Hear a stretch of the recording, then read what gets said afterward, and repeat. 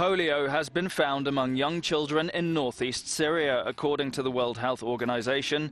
The outbreak has left at least 10 victims, mostly under 2 years old, with polio type 1, which can cause irreversible paralysis. Poor sanitary conditions for refugees are thought to be behind the first outbreak in Syria since 1999. This is a communicable disease, and with population movements, it can travel to other areas, and so the risk is high of spread across the region, of course. Around 1 million people are thought to have fled the fighting in Syria, and aid organizations are struggling to cope. Around half the refugees are children under 11. With basic medical care thin on the ground, there is a real fear that polio could spread rapidly.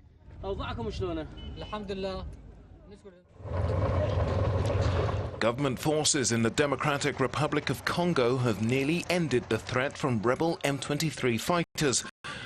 According to the UN Special Envoy, a 4-day army offensive, backed by a new UN intervention brigade, has forced the rebels to abandon several strongholds and retreat towards the Ugandan and Rwandan borders.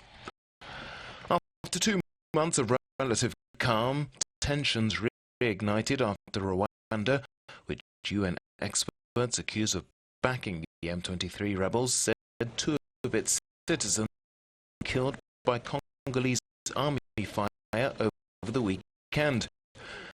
In another area of eastern Congo, around 10,000 Congolese refugees have fled into Uganda to escape fighting between a new rebel faction called M18 and local militias.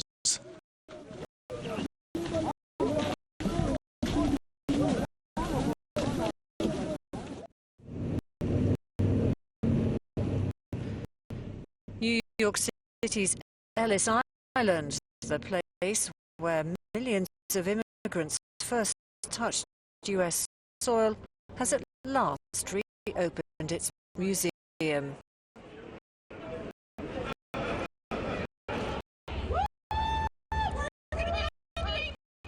For the past year, it's been closed due to the destructive force of Superstorm Sandy, which destroyed the island's electrical, communication, water and sewage systems.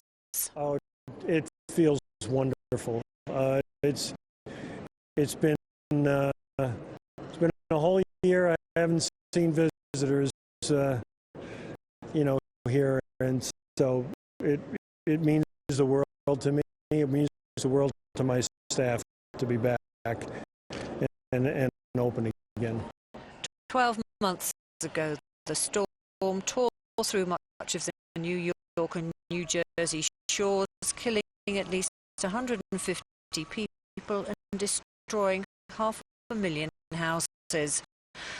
One of those made homeless was Staten Island resident Carol Diaz, who's just been able to return home. It makes you realize that you're not in control of everything. And you can always be in that place where you never thought you would be. And it could happen in a second. It happened one night. I mean, one day we were perfectly fine, and the next day we were homeless. But the Diaz family has been lucky. Thousands of others remain displaced. Volunteer groups have organised themselves to help in the massive rebuilding project. That's despite around $48 billion in federal funds having been earmarked for disaster recovery.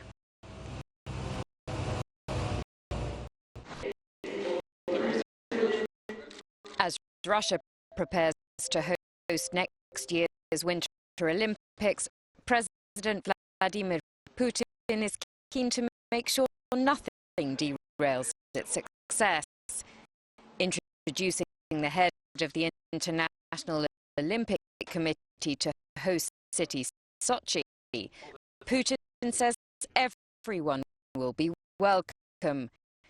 He's been accused of discrimination against homosexuals by his critics, but stresses there'll be nothing of the sort at the Games.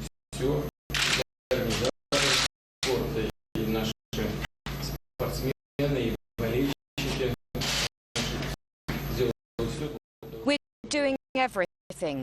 Our organisers, athletes and fans, so that participants and guests feel comfortable in Sochi, regardless of nationality, race or sexual orientation.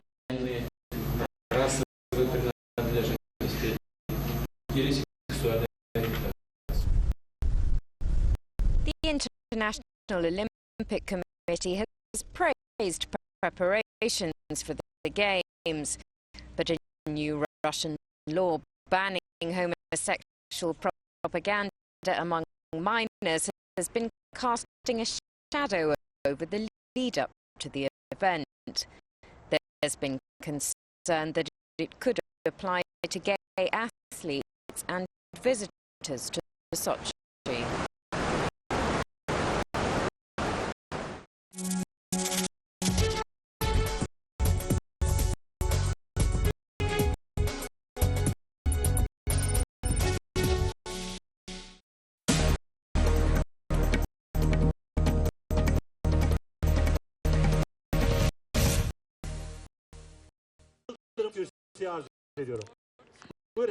A quick return to Istanbul now, where we're witnessing history in the making, with Turkey opening the world's first underwater rail link between two continents.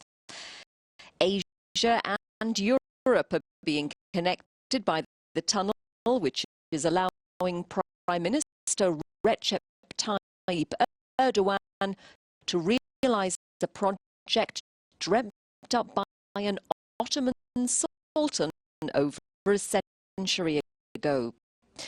Well, we're expecting Prime Minister Erdogan to make a speech shortly. He'll be talking about the Marmaray tunnel, that's its name, which he's opening today on the 90th anniversary of the founding of the modern Turkish Republic. Currently making a speech is the Turkish Minister. Now, this tunnel really is an engineering feat, spanning 13 kilometres in total. Part of the construction runs some 60 metres below the Bosporus Strait between the Asian and European sides of Istanbul. It'll carry commuter trains and eventually serve high-speed and freight trains. It's thought to have cost €3 billion, and it's one of these so-called mega projects being put forward by Erdogan, who's pioneering an unprecedented building spree designed to change the face of Turkey. Just to give you an idea, other projects include a 50-kilometre canal to rival the Suez, an airport that will be the world's busiest, and a giant mosque on top of a hill in Istanbul. There's also atomic power stations on the table, as well as a third bridge over the Bosporus. And until the opening of this tunnel, commuters really had very limited options when it came to crossing the two shores of the Bosporus, simply using their cars or the boat.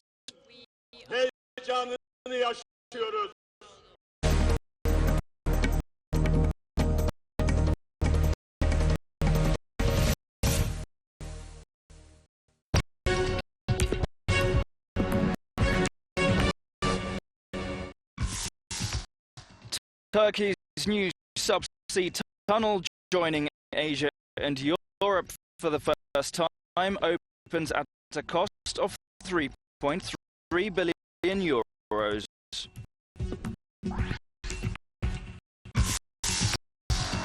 China believes that the deadly Tiananmen Square car crash was a suicide attack.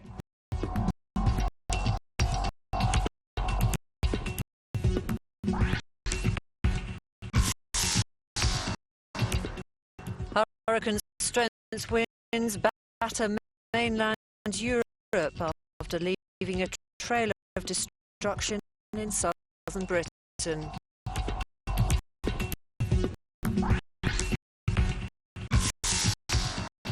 One year on after Superstorm Sandy, and rebuilding is well underway, although many New York families are still homeless.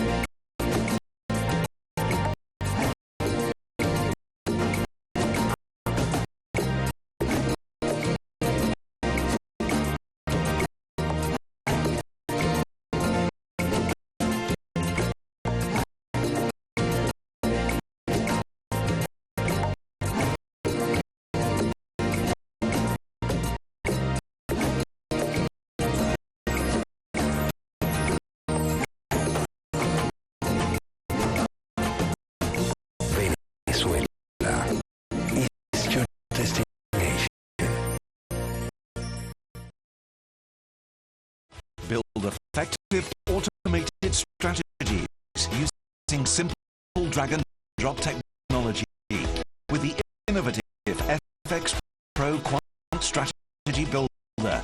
FX Pro. Trade Forex like a pro. At two-way, we know that fast, reliable internet is often hard to find. If you have a slow connection where you live, everything can really start to drag. So it's time to look up. At two-way, our satellite delivers fast connection speeds everywhere. Even in remote areas, you can 20 megabit internet, phone, and be ready for satellite TV. All from the same connection. Look up two-way. Visit us at twoway.com.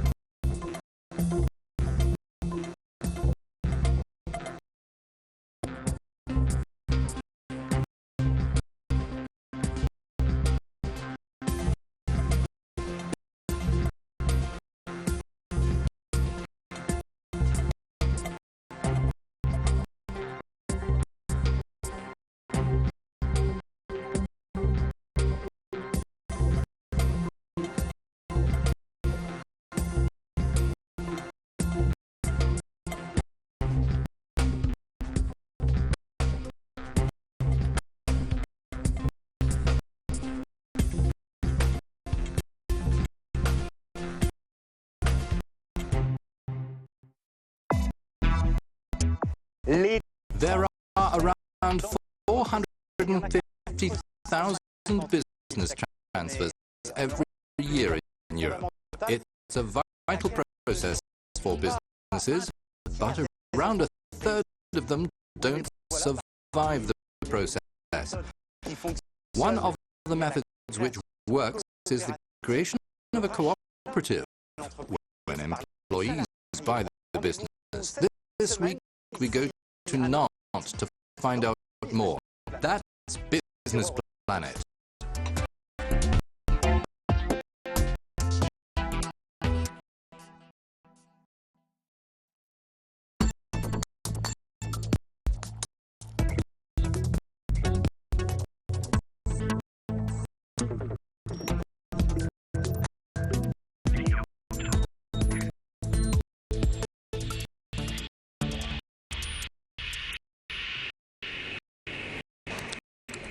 Do you think our privacy and more generally our fundamental rights as EU citizens are at risk with growing mass surveillance by the US and other governments?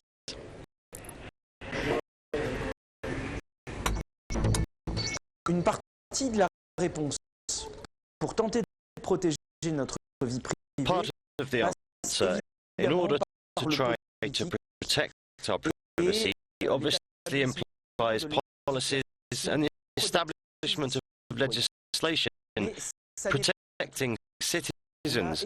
But that's not all. We also need to question what relationship we have with technology today. Who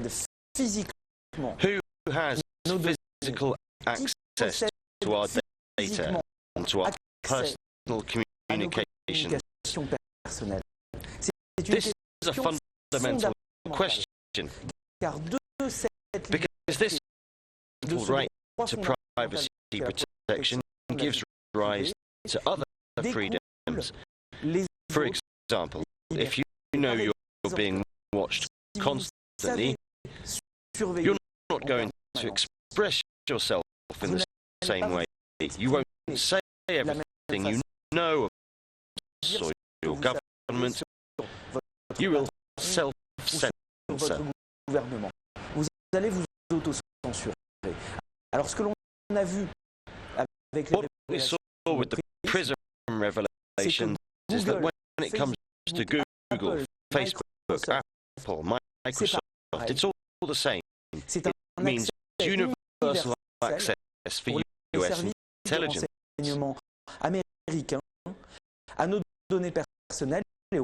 It means US access to our personal data and to the content of our communications.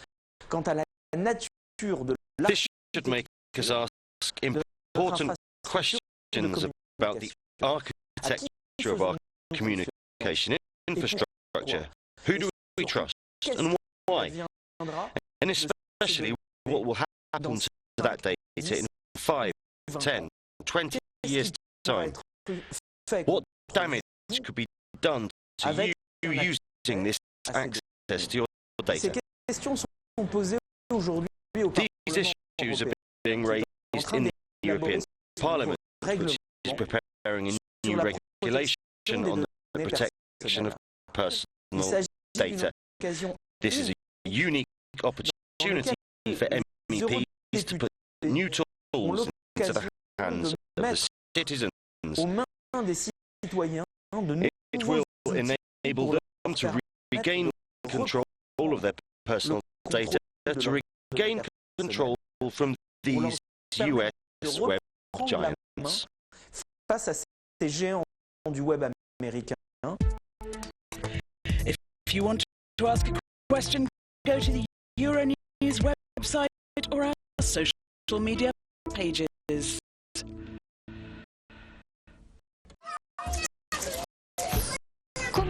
How can emergency education protect children caught in conflict? Coming next for children in war from the Democratic Republic of Congo.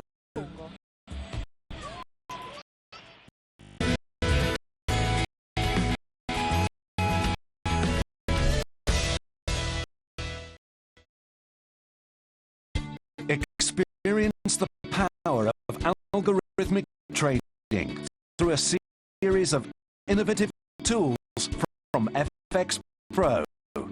Introducing FX Pro Library.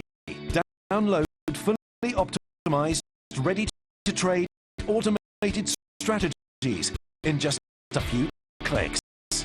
Analyze real-time performance stats and live rankings to find strategies that preferred trading style.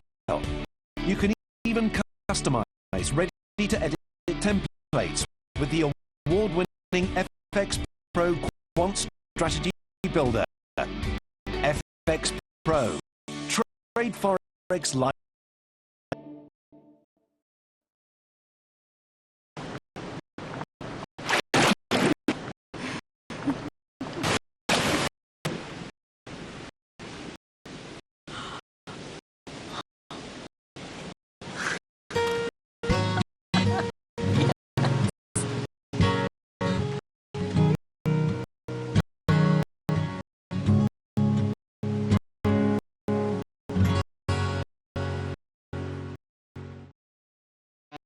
The Euronews app is now available on BlackBerry 10.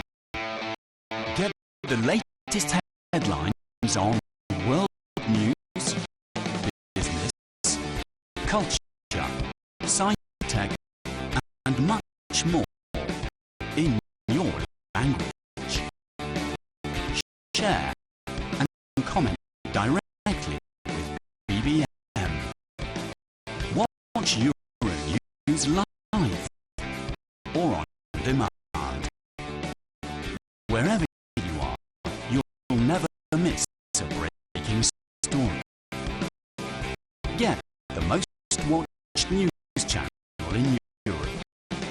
Download Euronews on BlackBerry World now.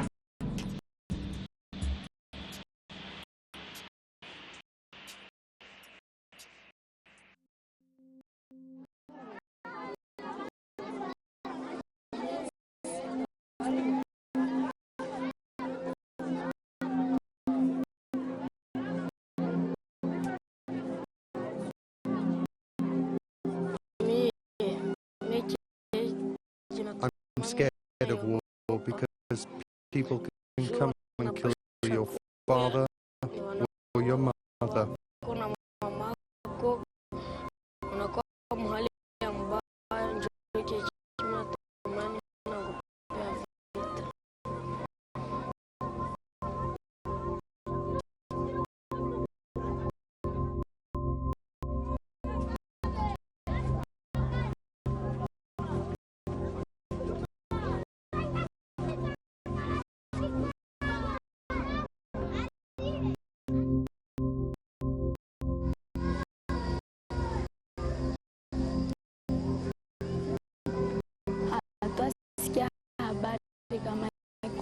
We have no news of my mother. I don't know where she is.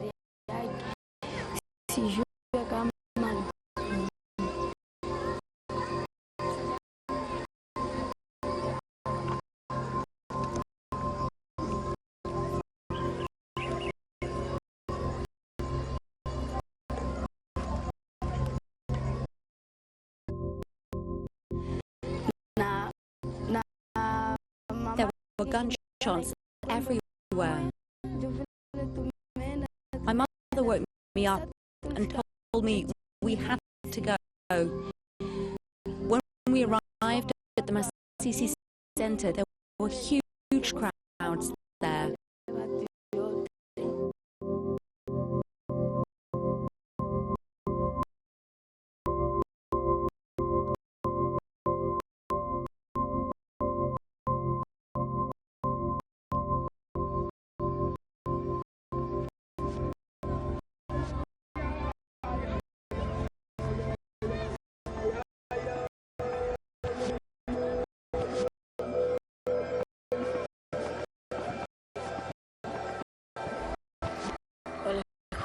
when these people they take everything you have, and if you're unlucky, they come with knives and they tear your body, they cut you to pieces.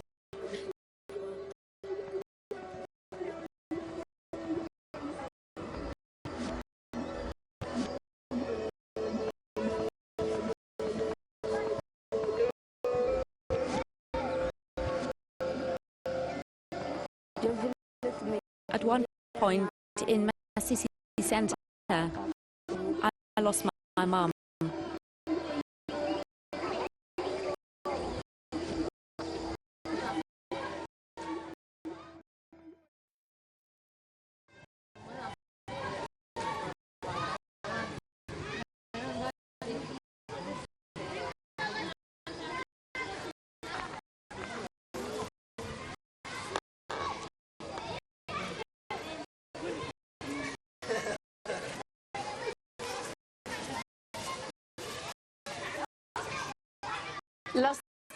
Antoine's story is similar to Esther's, and to the stories of tens of thousands of children in North Kivu in the Democratic Republic of Congo, where a 20-year-old conflict has flared up again.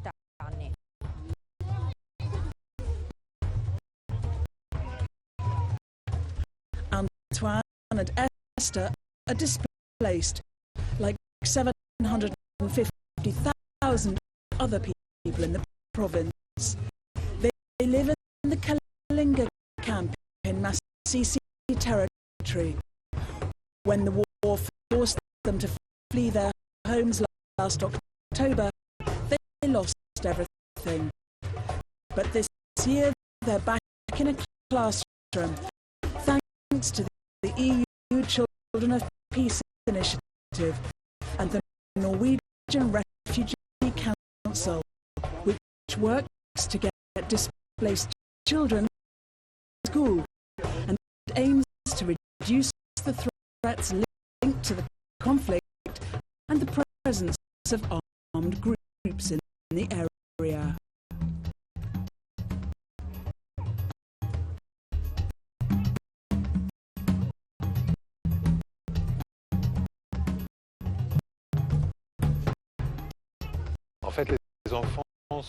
Children are often easy targets for armed groups, and the main risks to them are from forced recruitment by militia. Sometimes they are used to carry out domestic tasks or military ones, so children risk being engaged in the fighting, and for girls especially, they risk ending up as sex slaves.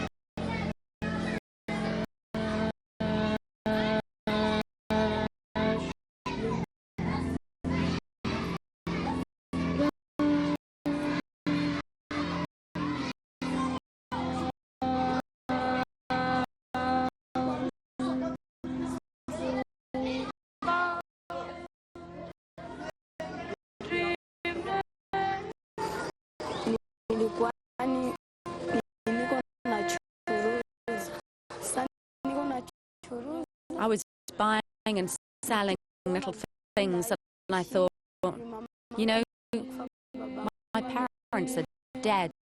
Am I just going to go on doing this all my life? So when I saw the others going to school, I went along with them to sign up. I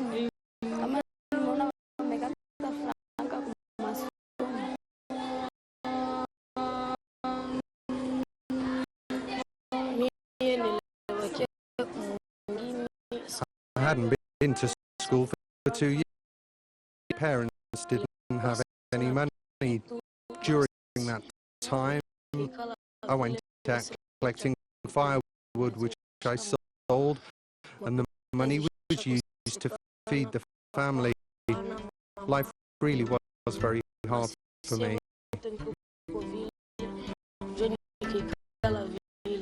The name of primary school where Esther and Antoine go was burned down last year by militias and rebuilt in February with money from the EU Nobel Peace Prize.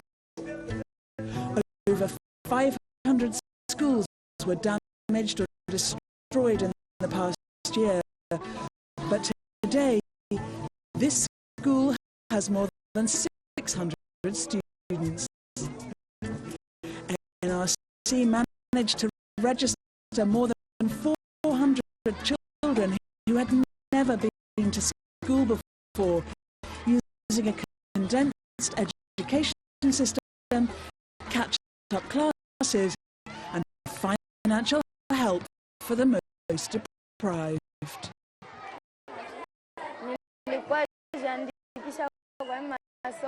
I came to this school because I wanted to change my life.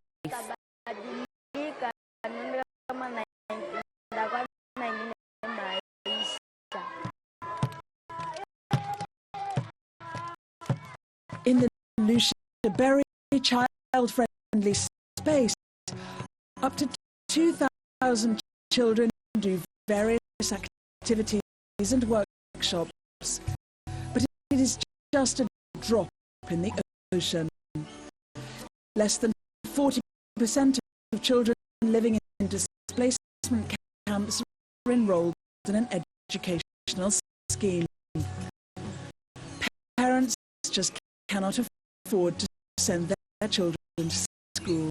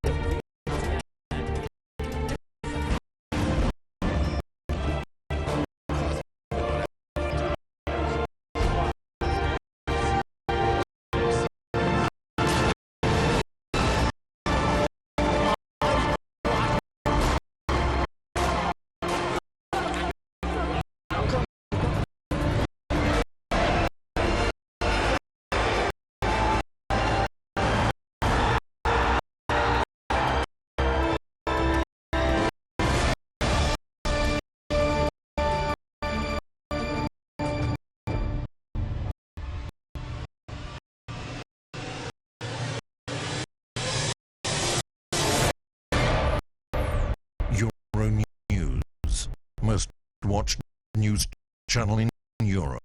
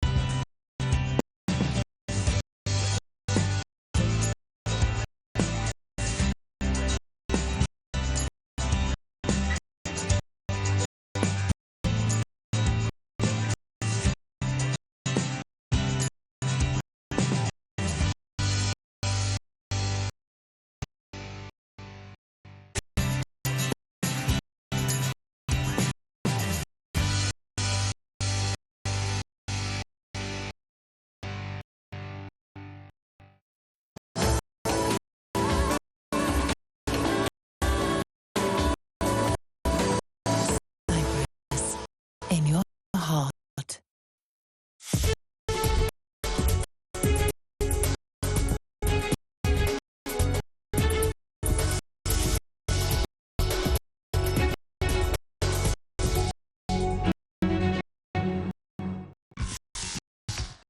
Turkey's new subsea tunnel joining Asia and Europe for the first time opens at a cost of 3.3 billion euros.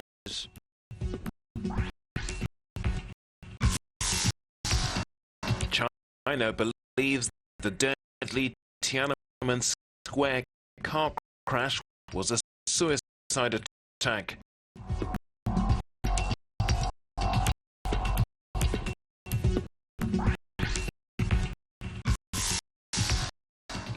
US intelligence bosses to face a tough grilling from Congress over spying row with Europe.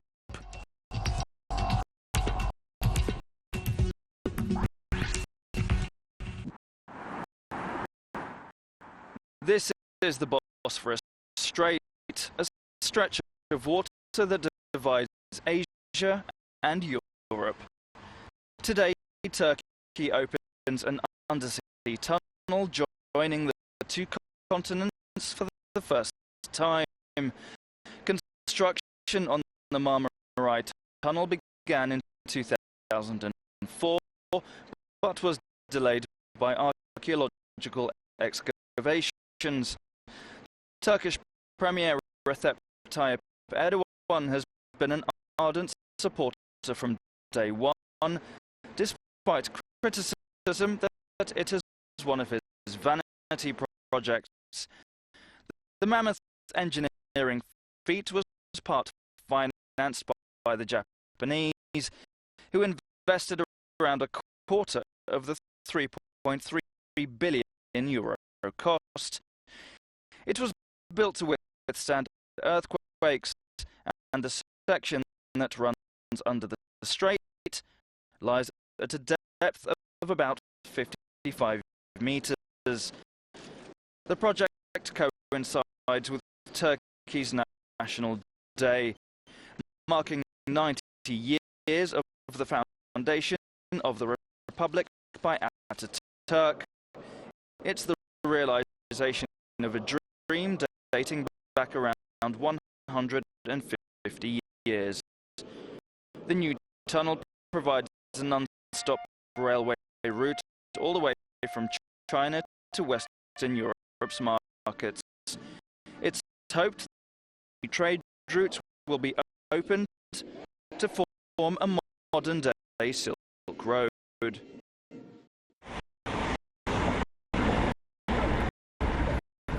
Police in China say they believe a car that careered into Tiananmen Square on Monday, killing 5 people, was a suicide attack.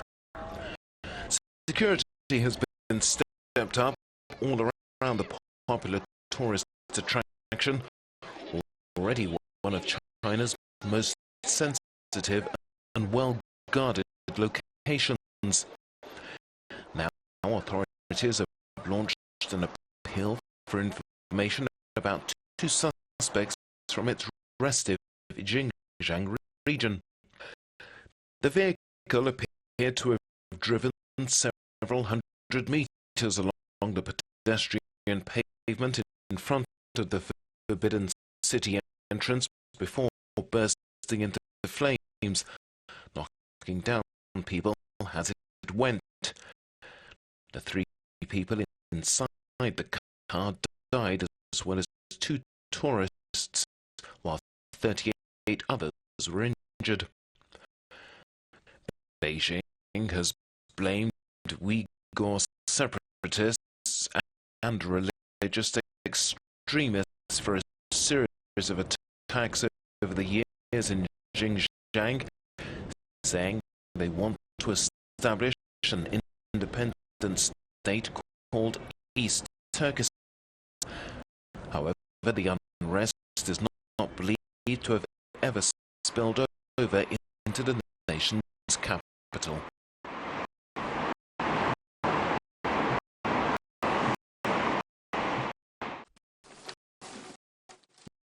apologies all round from the President and heads of Mitsuo, Japan's second biggest bank, after they extended almost 1.5 million euros in loans to Japanese gangsters. The Financial Services Agency, Japan's financial regulator, has already sanctioned 54 executives. An inspection discovered a trail of small car loans made by Orient Corp, an affiliate of the bank, to people involved in organised crime. Mitsuo's president has submitted a business improvement report to the FSA, but will not step down. The FSA is widening the net to include the country's top lender, Mitsubishi UFJ and Sumitomo, and gave notice of inspections on Tuesday. The case puts an uncomfortable once again on ties between corporate Japan and the country's criminal underworld.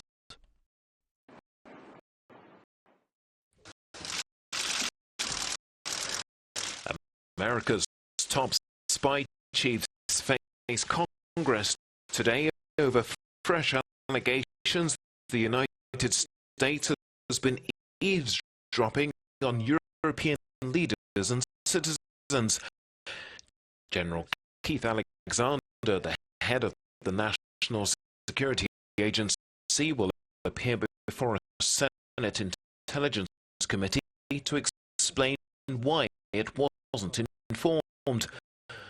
The disclosures have forced Barack Obama to promise reforms to ensure the NSA is kept under control.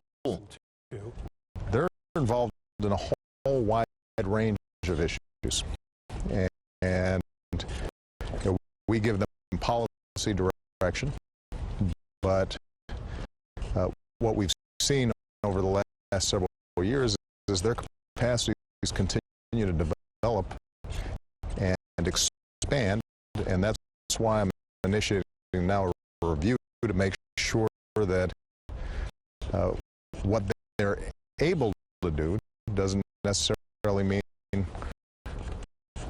what they should be doing. A European Parliament delegation is also in Washington in search of answers to the intelligence gathering operation, which one MEP described as a breakdown of trust. Trust has to be rebuilt. We need to figure out why this kind of massive activity is happening, and what kind of trust needs to be rebuilt. The White House has admitted that America's electronic surveillance may have gone too far. Now it says it's looking at taking what it calls the appropriate posture in relation to future operations.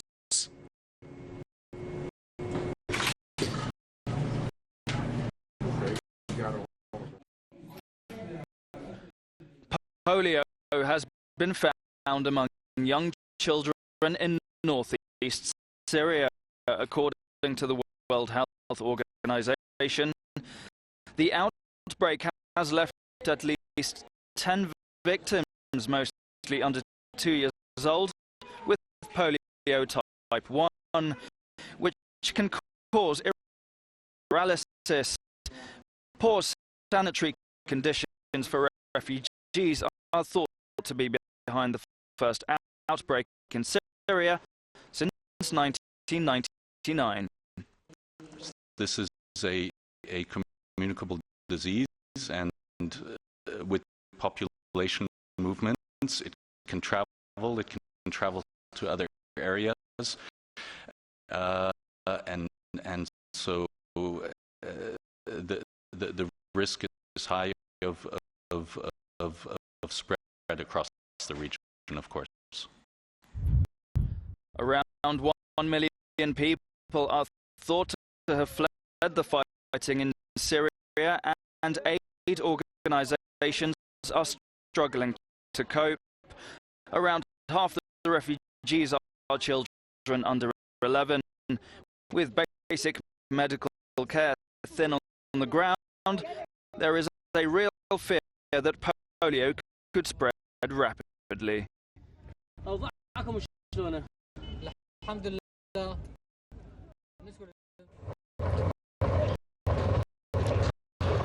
Government forces in the Democratic Republic of Congo have nearly ended the threat from rebel M23 fighters.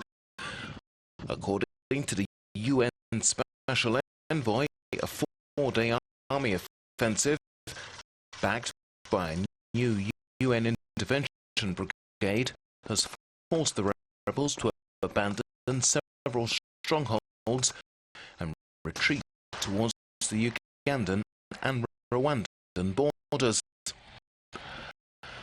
After 2 months of relative calm, tensions reignited after Rwanda, which UN experts accuse of backing the M23 rebels, said 2 of its citizens had been killed by Congolese army fire.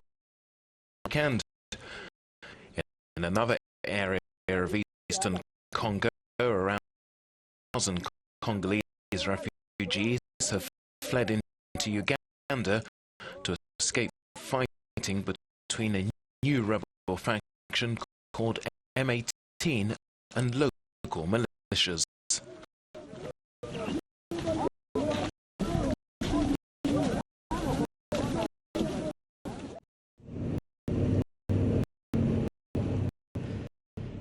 New York City's Ellis Island, the place where millions of immigrants first touched US soil, has at last reopened its museum.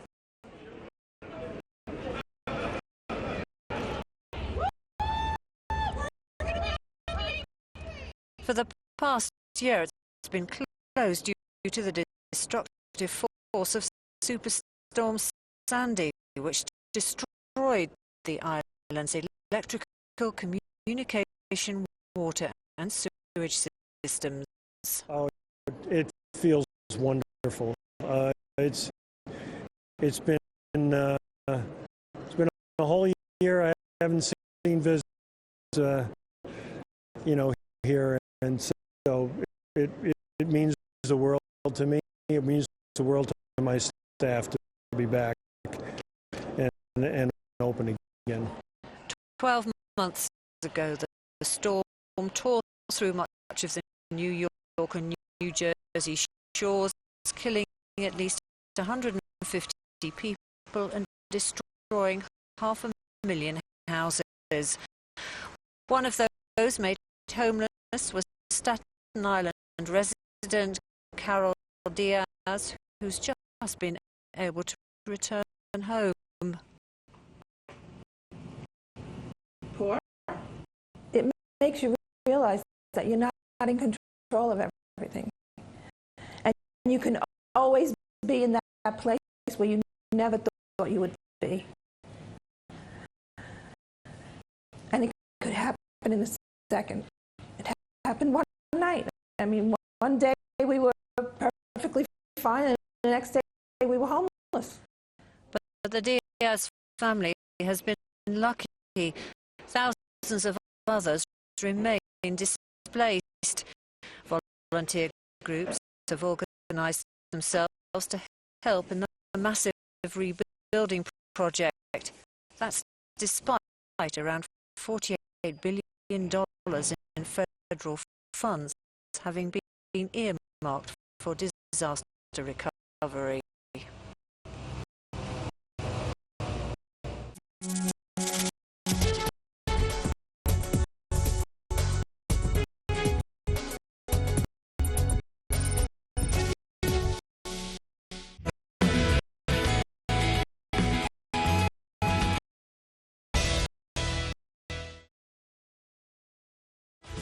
effective automated strategies using simple drag-and-drop technology with the innovative FX Pro Quant Strategy Builder. FX Pro. Trade Forex like a pro.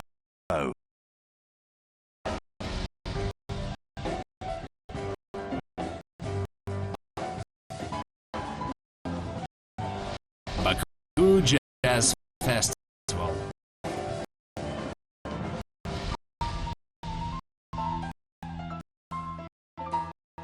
From the 23rd of October to the 2nd of November, the traditional Baku Jazz Festival. Baku will host a spectacular celebration of music with the participation of international jazz stars. Baku Jazz Festival 2013.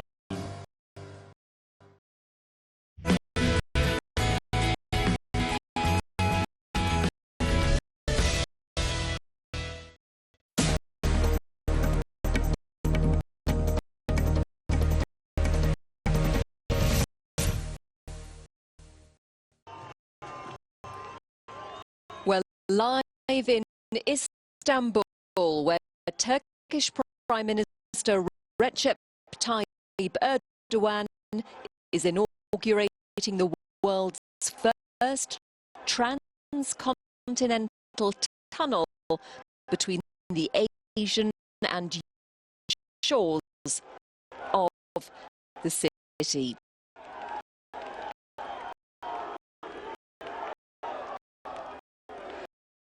Crowd there shouting, "Turkey is proud of you," as the Prime Minister looks on.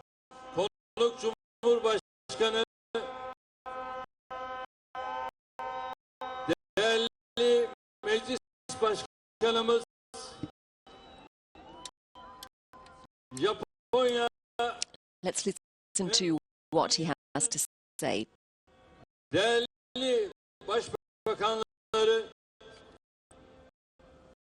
First of all, he's welcoming his guests, because there are quite a few notables at the ceremony, including the Japanese Prime Minister Shinzo Abe. Japan has invested heavily in this project. 3.3 billion euros it's believed to have cost.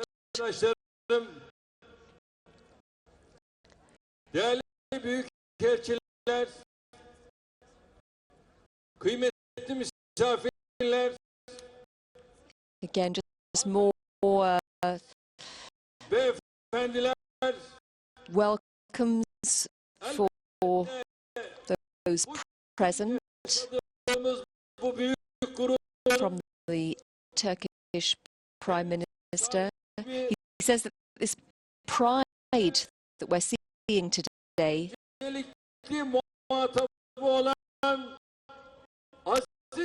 it's our pride.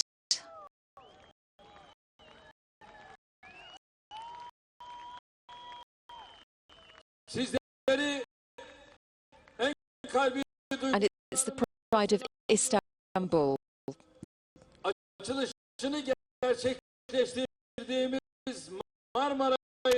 Welcome to all of you with my most sincere emotions.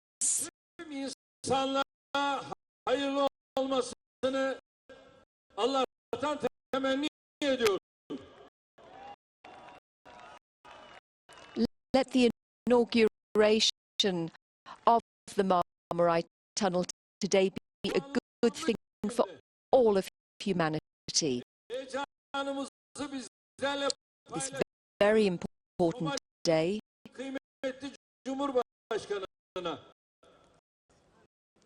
The President of the Somali Republic is also here sharing pride.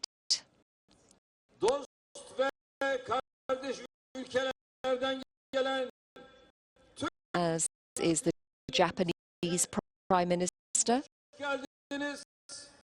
and all the other guests. Welcome. Welcome. We're proud that you're here with us.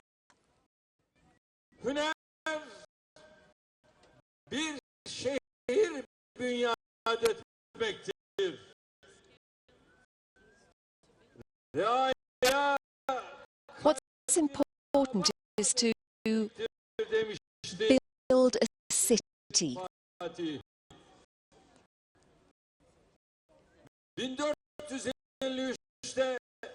Sultan Fatih in 1453 said that when he conquered the city, he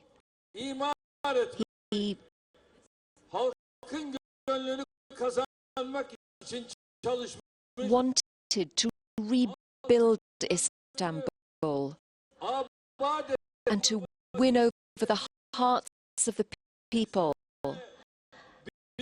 and to make the Istanbul people happy. That was his aim.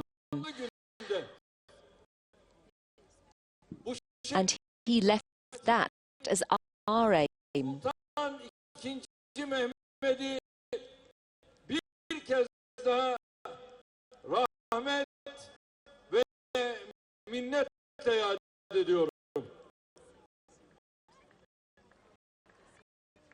Açılışını yaptığımız projenin hayallerini kuran, hayallerle yetinmeyip we remember those who conquered this city. Planlara, projelere döken Sultan Abdülmecid ve Sultan Abdülhamid'e de Rabbimden putting this project that was imagined by Sultan Abdülmecid, putting it on paper requires a lot of thanks. First of all, we thank Ataturk and for all of humanity, for all of those who worked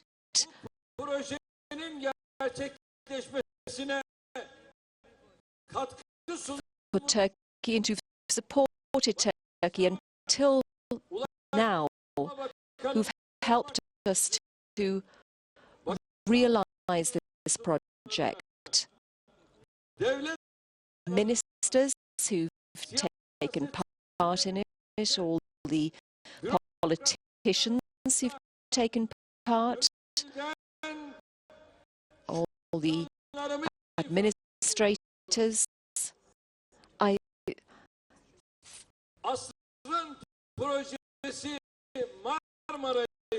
thank them most sincerely from the bottom of my heart. It's a very important day today for us, and Marmaray is being inaugurated on this day, which is a very, very important day. Today we're celebrating the 90th anniversary of the founding of the modern Turkish Republic, inside the country and outside the country. This is being celebrated. We're very, very happy with this. On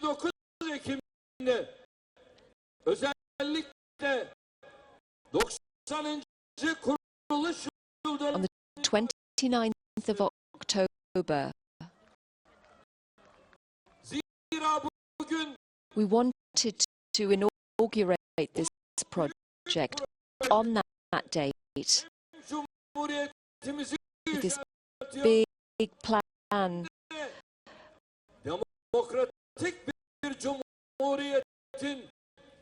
We are giving more value to our republic, and we're also showing that our democracy is moving forward with stability, with security,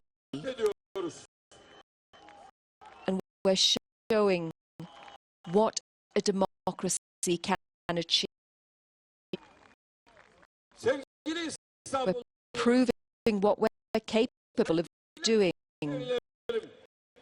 Dear people of Istanbul,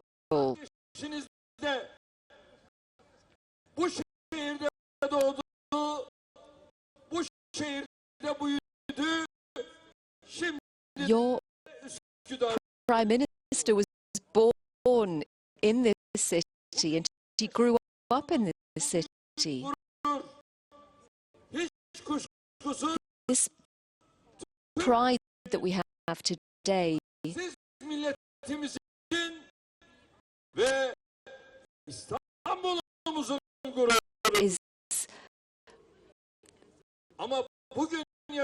belongs to our people today, the people of Istanbul, but it's also the pride of our democracy, our republic, and our fraternity also.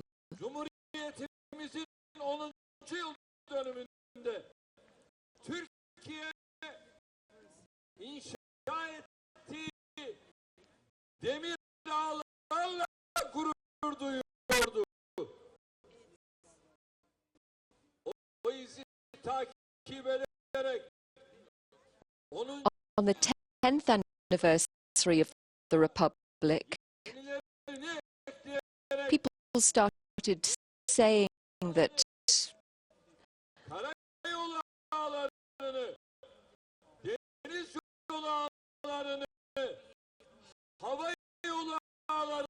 projects were going to be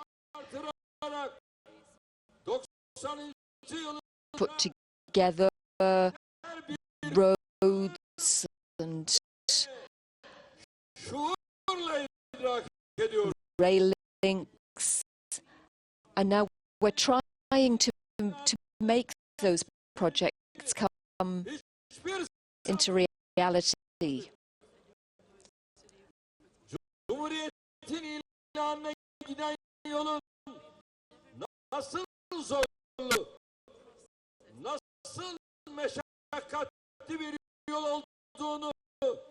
We're never forgetting the process that dates back to the establishment of the Republic. From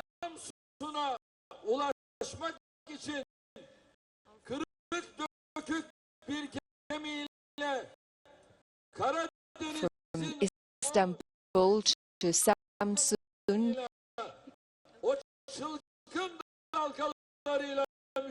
you could go in a very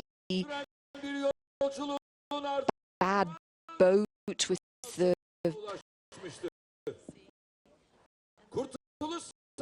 waves of the Black Sea. Ataturk made this perilous journey to begin the War of Independence. Our War of Independence led to victory.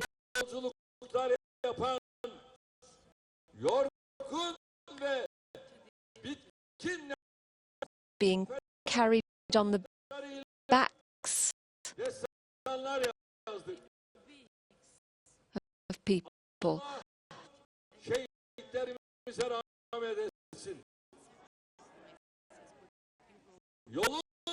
And we wrote our death destiny in that way.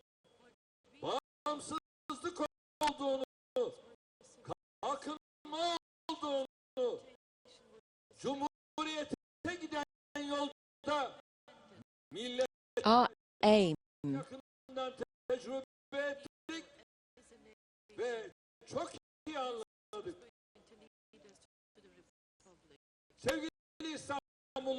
the fact that we've reached this republic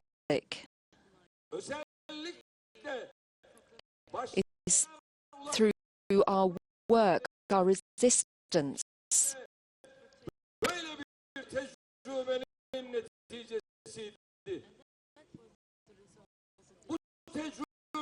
The plans that began in Istanbul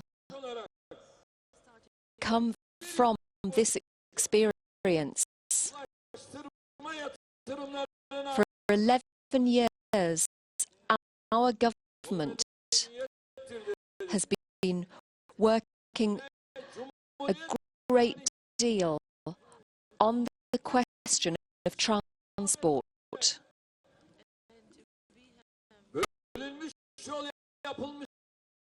We've built in 11 years, we've built 17,000 kilometers of roads.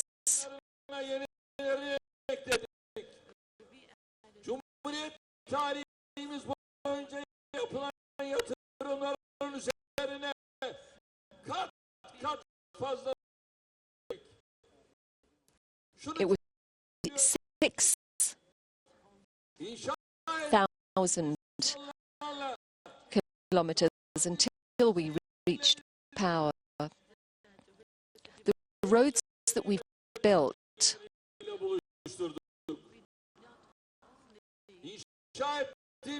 we haven't only linked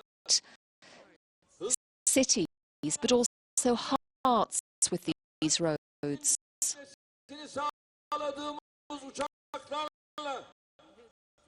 With high-speed train links, with air links.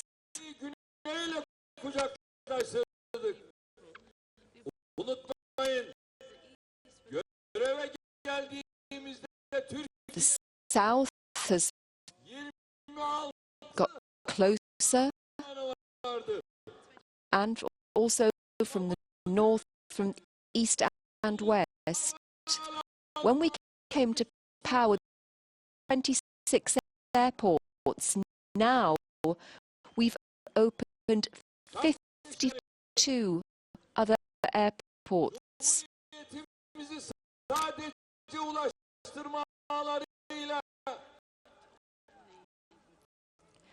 Our republic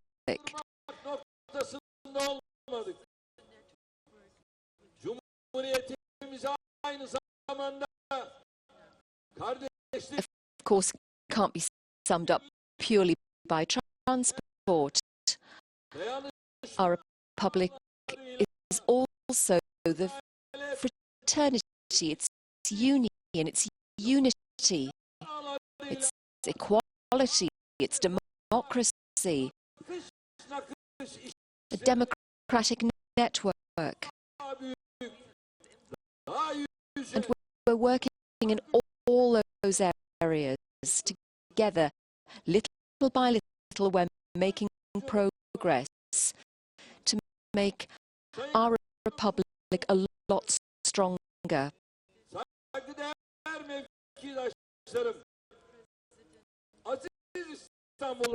But dear heads of state and my dear friends in Istanbul, Marmaray, this tunnel, is not a project that only unites two continents, but also Marmaray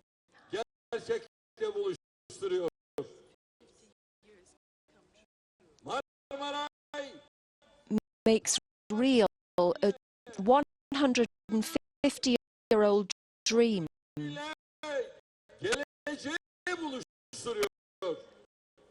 The Marmaray Tunnel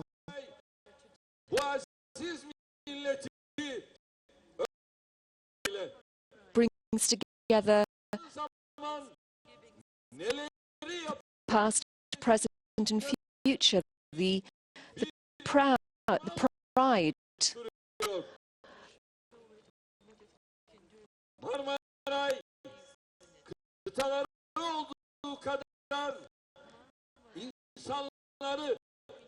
The pride and the belief in the potential for this project.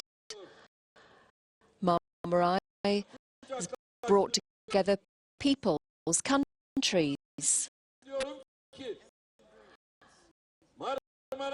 That's why I'm saying that Marmaray is not only a project for Istanbul, it's a project for humanity.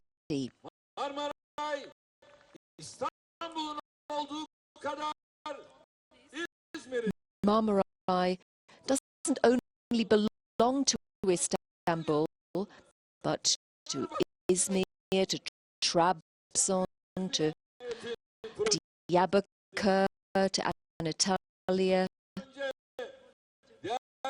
to all the cities of Turkey.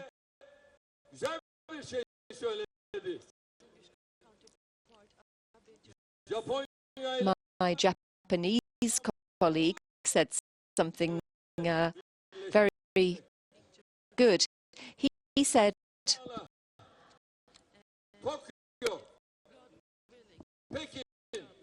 we're uniting Japan with Istanbul.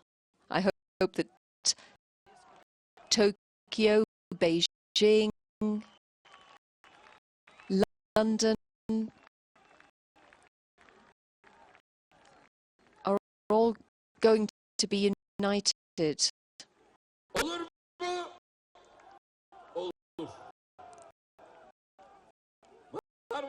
We can do it. Yes, we can. Marmaray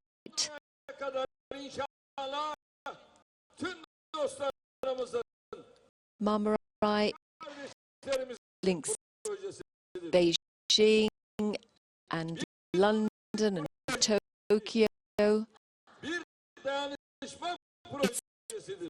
a project of peace.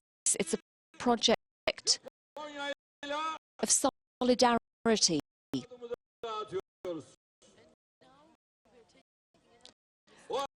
We're putting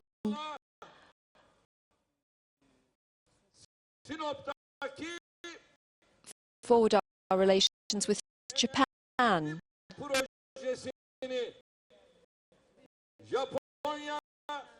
Another project, this will be a nuclear power plant that will be built. So we're taking a step forward in that project too. The trains that are going to go underneath the water here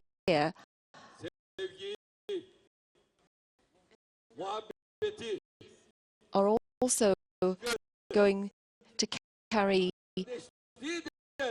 not only passengers but also love and fraternity.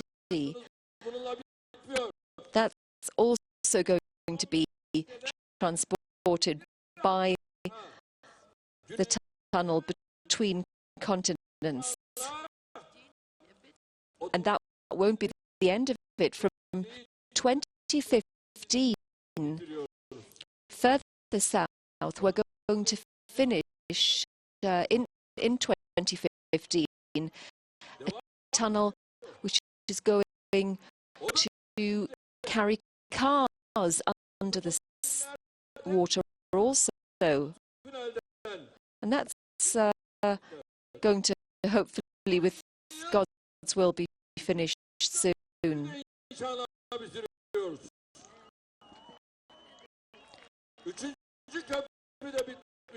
And the same year, we're going to finish our third bridge over the Bosporus. And in that way, as far as Istanbul's transport is concerned, our government is going to show what it's doing for Istanbul, for transport, and that's very important.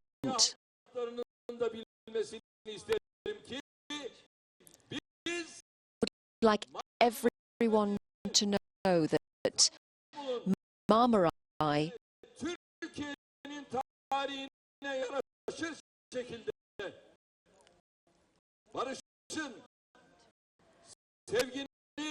was built with fraternity,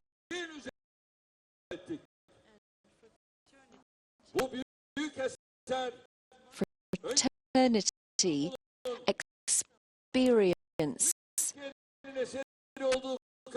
what the Turks deserve. That in mind, that's really a work of humanity, not only a work for Turkey.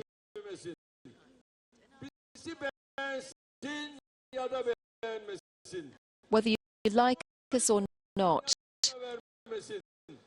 whether you approve or don't approve of what we're doing, whether you vote for us or not, for Istanbul,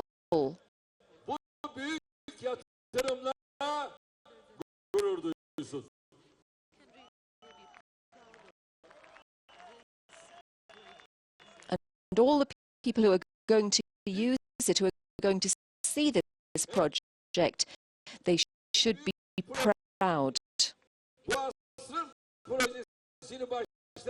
It's a great project, a great project of the century.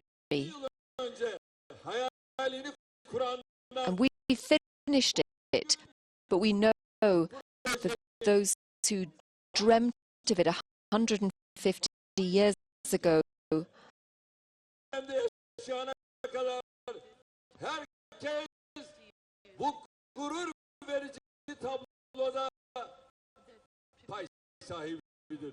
and everyone who dreamt, who took part, who played a role in this project, we want to say a big thank you.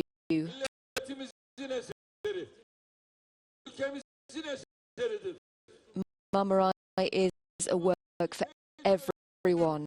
It's a work for Turkey. We're endlessly repeating that we're not the masters of the people. We're just the servants of the people. That's all we're doing.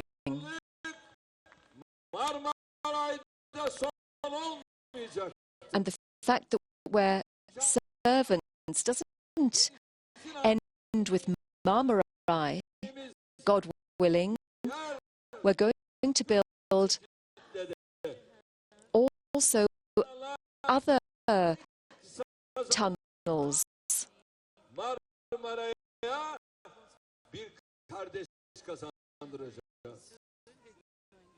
That are going to be used.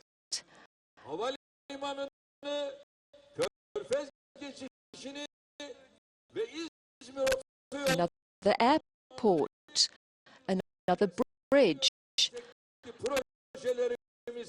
and another motorway too. The sadece birkaç ay içinde İstanbul'da hızlı trene also going to link Ankara and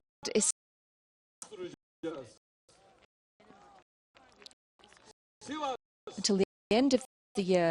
The distance between Ankara and Istanbul is going to be only 3 hours and 30 minutes.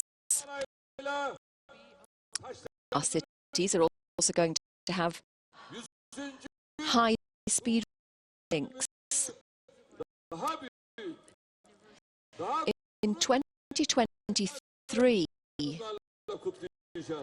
on the 100th anniversary of the founding of our republic, we're going to celebrate with all these projects.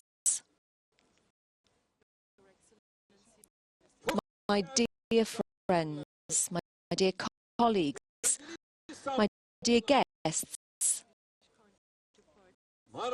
my dear people of Istanbul, Marmaray, as you know,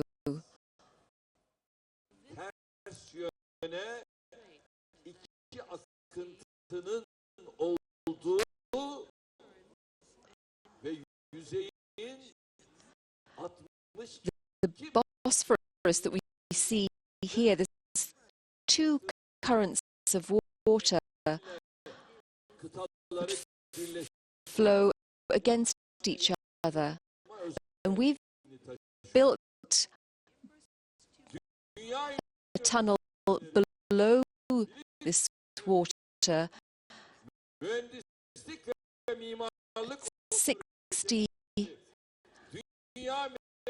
60 kilometers deep.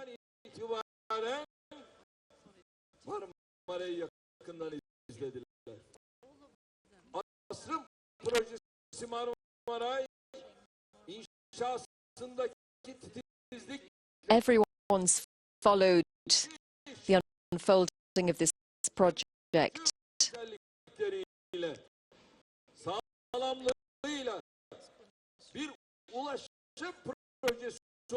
And we've stressed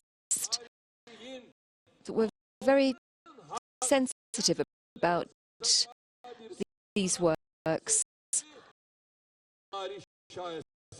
and history is going to look back on this project with golden letters.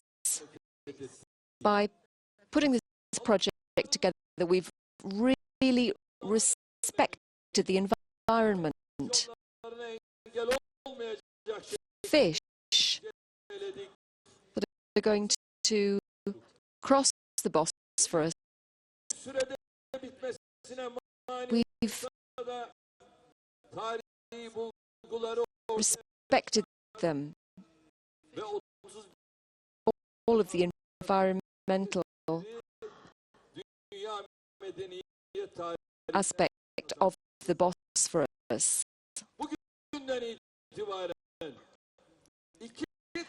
All the historic objects that have been found during the works have been put in museums.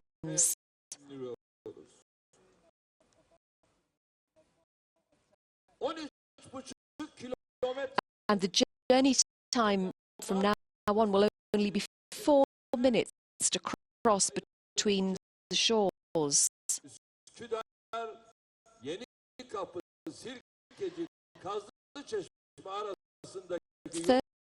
7.5 kilometers long. That's the length of the tunnel. And this is only going to take 4 minutes.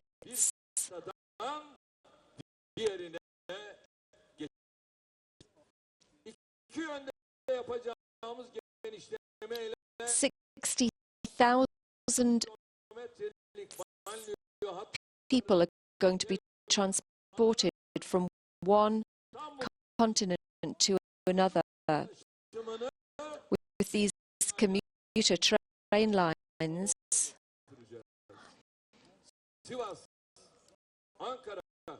Konya Eskişehir'den hızlı trene binen bir yolcu saatler içerisinde They're going to be an example for the world. dakikalar içerisinde boğazı geçip A passenger who takes the train from Ankara is going to arrive in Istanbul in just a few hours. From today onwards and also tomorrow. Sizlerle el ele bu heyecanı birlikte yaşayacağız.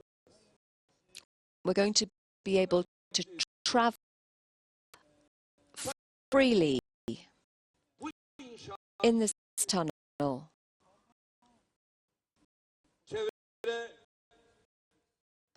During the construction process, Oturanıyla rahatsız oldu. Burada rahatsızlıklar verdi. all the people who lived in the neighbourhood were, of course, disturbed by the construction work. And I ask all those people to give us their approval. But you know,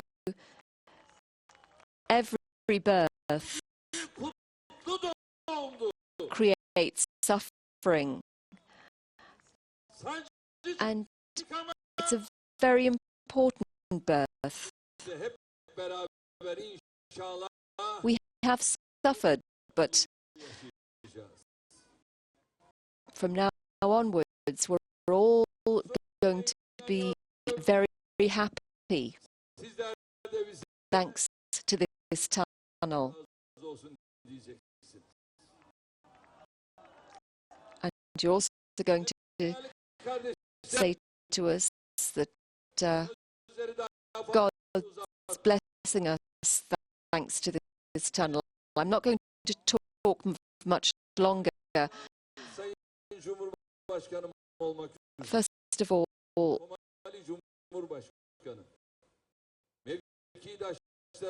my dear heads of state, colleagues,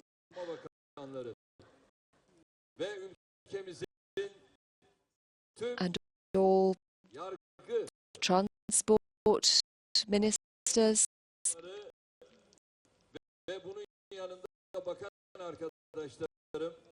and all those who've played a role in this project here. Thank you very much.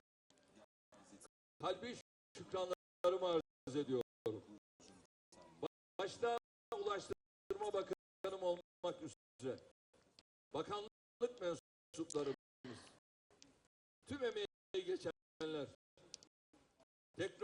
all of those who took part in this project, whether bureaucrats or architects or engineers or workers, all of those businesses that were involved.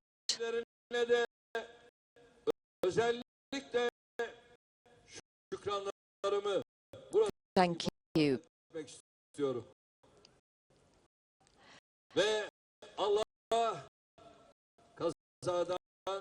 I should just tell you about Recep Tayyip Erdogan in just a moment to return to our regular news bulletins, but we hope we've brought you a flavour of the celebrations in Istanbul as the city celebrates this new tunnel. Ulaştırma, Denizcilik ve Haberleşme Bakanımız Sayın Binali Yıldırım bir hediye takdim edeceklerdir. also special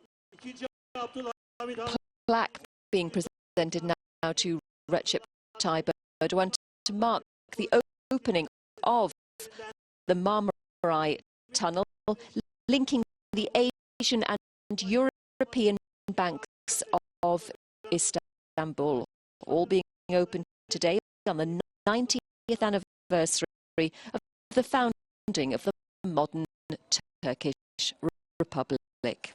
Sayın Başbakanımıza teşekkür ediyoruz.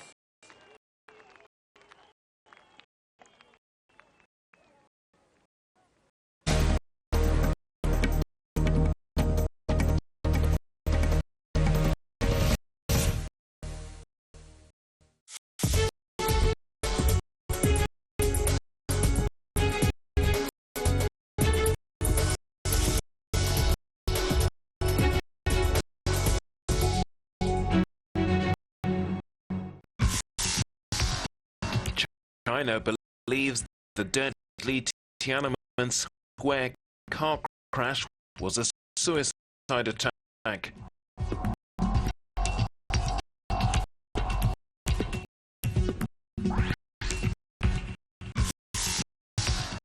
U.S. intelligence bosses to face a tough grilling from Congress over spying row with Europe.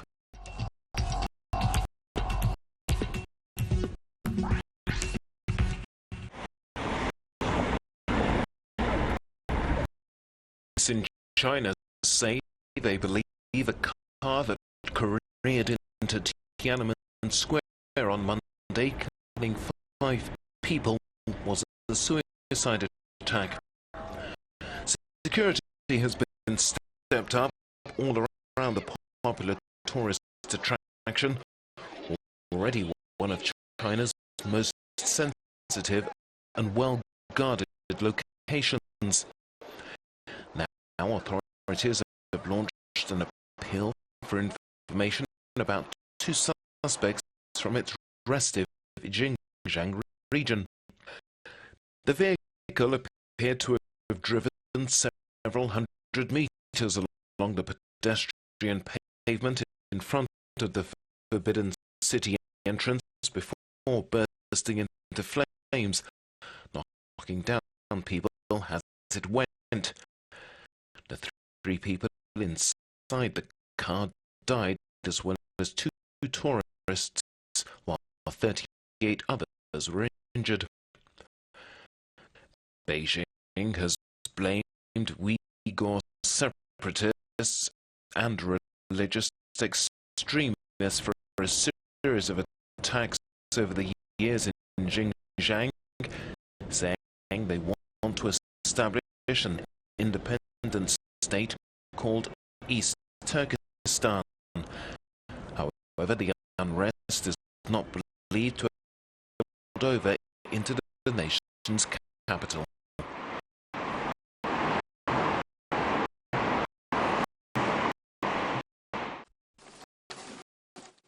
Grovelling apologies all round from the president and heads of Mitsuo, Japan's second biggest bank, after revelations they extended almost 1.5 million euros in loans to Japanese gangsters.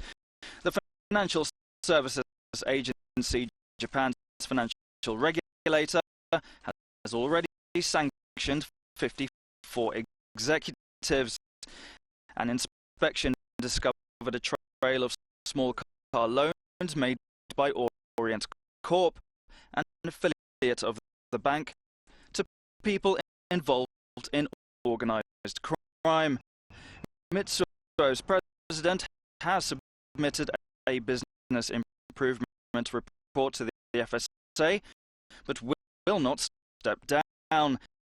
The FSA is widening the net to include the country's top lender, Mitsubishi UFJ and Sumitomo, and gave notice of inspections on Tuesday. The case puts an uncomfortable spotlight once again on ties between corporate Japan and the country's criminal underworld.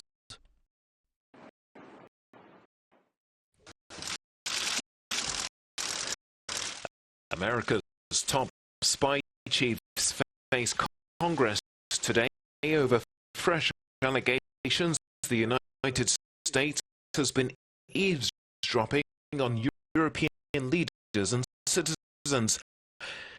General Keith Alexander, the head of the National Security Agency, will appear before a Senate Intelligence Committee to explain why it wasn't informed. The disclosures have forced Barack Obama to promise reforms to ensure that NSA is kept under control. They're involved in a whole wide range of issues, and we give them policy direction, but what we've seen over the last several years is their capacities continue to develop and expand, and that's why I'm initiating now a review to make sure that what they're able to do doesn't necessarily mean what they should be doing. A European Parliament delegation is also in Washington in search of answers to the intelligence gathering operation, which one MEP described as a breakdown of trust. Trust has to be rebuilt. We need to figure out why this kind of mass surveillance activity is happening, and what kind of trust needs to be rebuilt. The White House has admitted that America's electronic surveillance may have gone too far. Now it says it's looking at taking what it calls the appropriate posture in relation to future operations.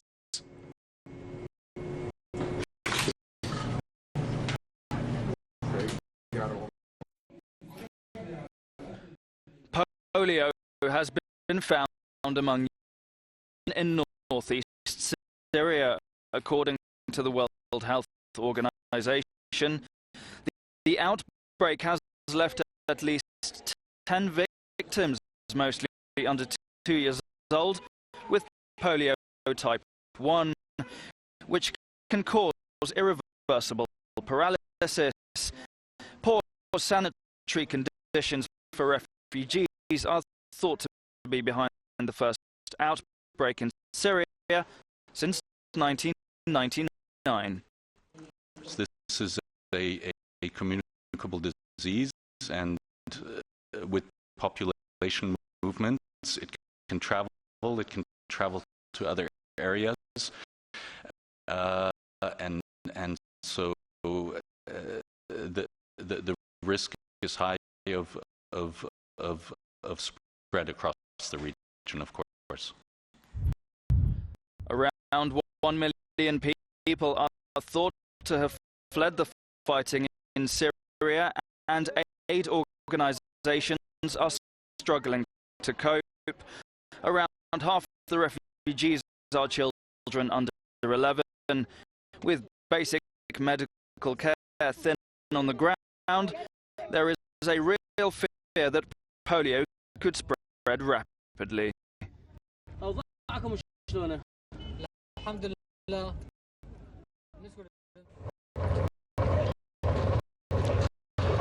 Government forces in the Democratic Republic of Congo have nearly ended the threat from rebel M23 fighters. According to the UN Special Envoy, a 4-day army offensive backed by a new UN intervention brigade has forced the rebels to abandon several strongholds and retreat towards the Ugandan and Rwandan borders.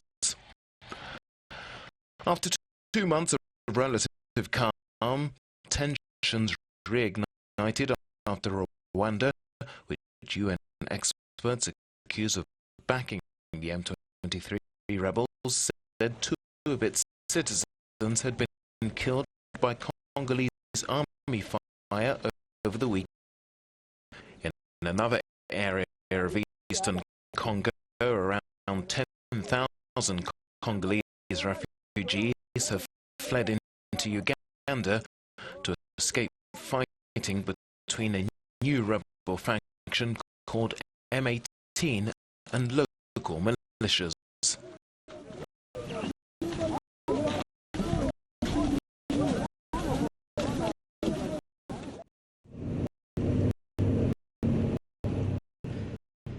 New York City's Ellis Island, the place where millions of immigrants first touched US soil, has at last reopened its museum.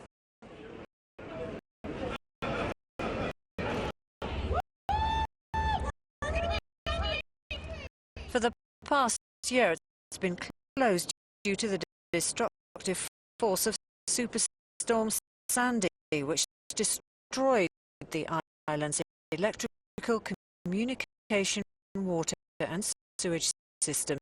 It feels wonderful. It's been a whole year I haven't seen visitors, here, and so it means the world to me. It means the world to my staff to be back and open again. 12 months ago, the storm tore through much of the New York and New Jersey shores, killing at least 150 people and destroying 500,000 houses. One of those made homeless was Staten Island resident Carol Diaz, who's just been able to return home. Poor? It makes you realize that you're not in control of everything. And you can always be in that place where you never thought you would be. And it could happen in a second. It happened one night. I mean, one day we were perfectly fine, and the next day we were homeless. But the Diaz family has been lucky. Thousands of others remain displaced. Volunteer groups have organised themselves to help in the massive rebuilding project. That's despite around $48 billion in federal funds having been earmarked for disaster recovery.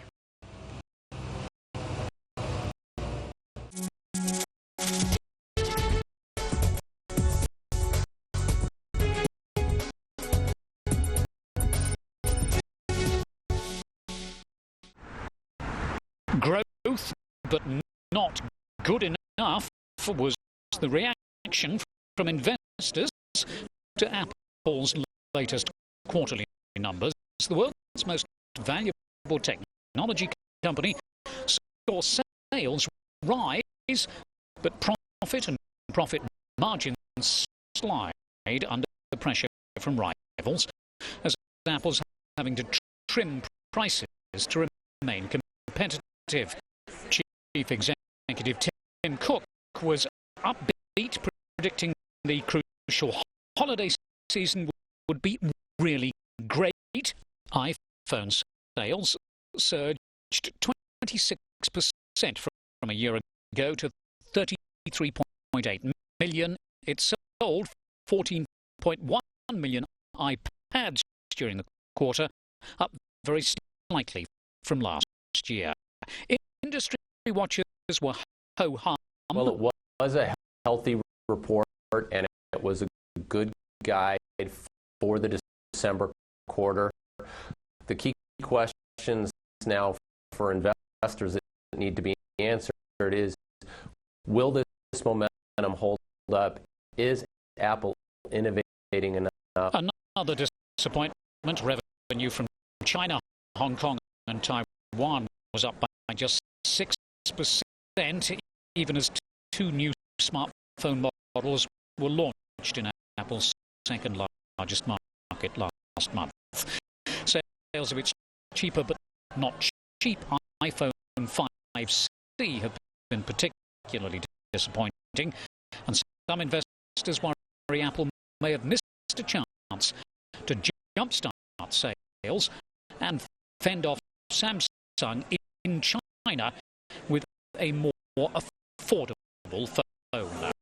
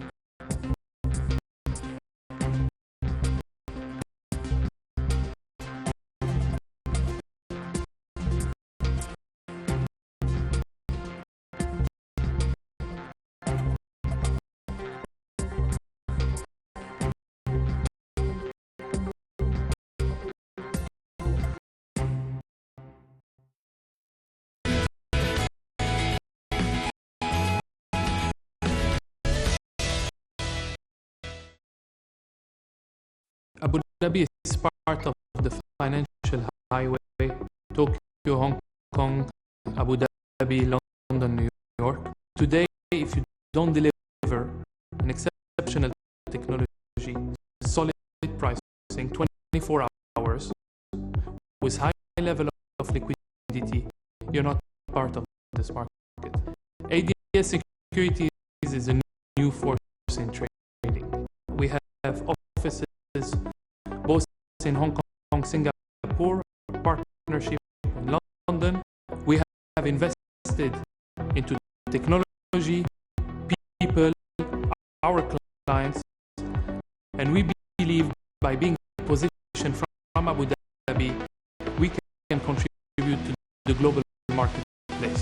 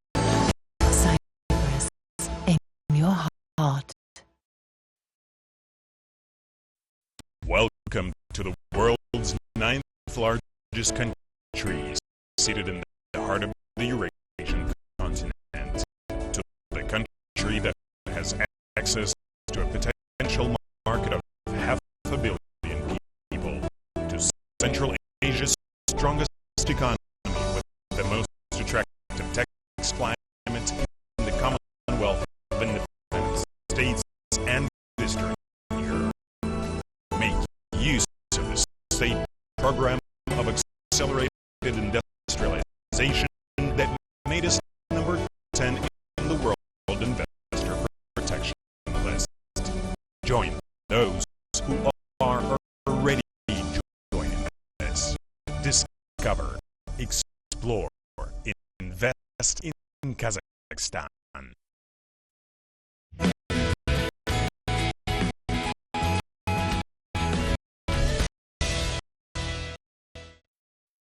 when you shoot, nearly every picture is the same to you. And the prize picture is born in the imagination of editors and the public who sees them. This is the voice of Robert Capa in 1947. The long-lost recording of his only known radio interview has recently been published by the International Centre of Photography to celebrate the 100th anniversary of the birth of this Hungarian photojournalist.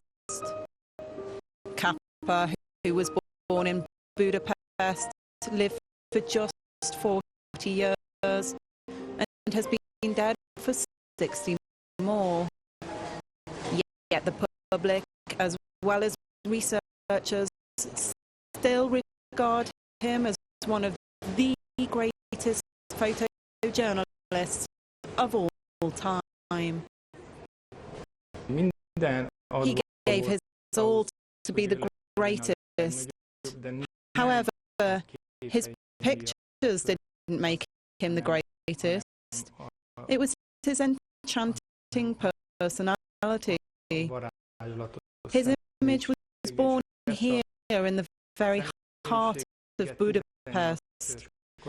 But in our eyes, he became too streetwise, and we disliked that. These were the qualities he took away with him when he left. He couldn't even take photographs at first. Although he learnt the methods of Joseph Petsy, he only wanted to chase the girls.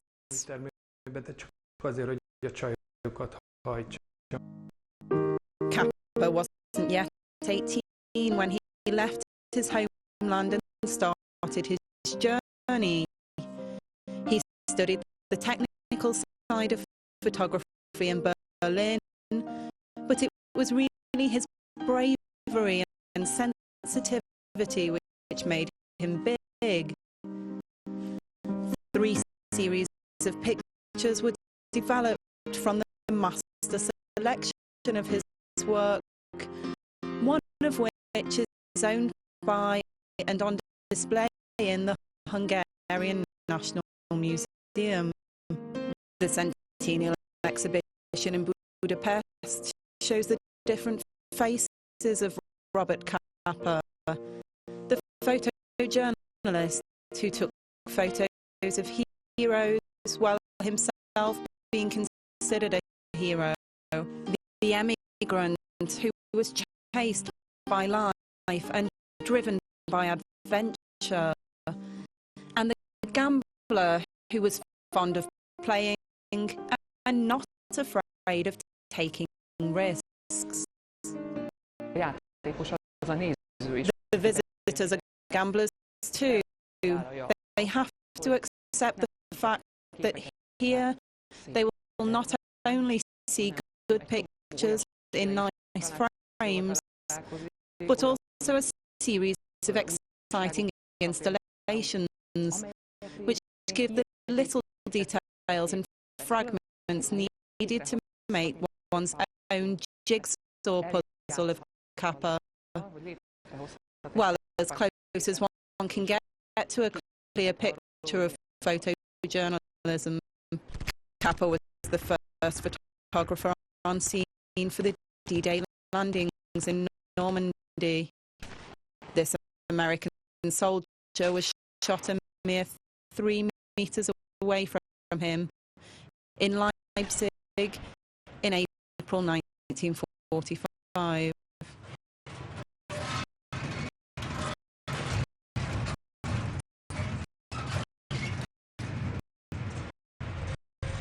In this exhibition, we can also see the final edit of his pictures in the American magazine Life. Capa's centenary will see the opening of the Robert Capa Contemporary photographic centre in Budapest, which will serve as an exhibition space, a cultural centre and a social centre for professionals. Our main goal is to establish an institution. We'd like to open exhibitions and start professional and educational programs to place ourselves on the cultural map of Europe.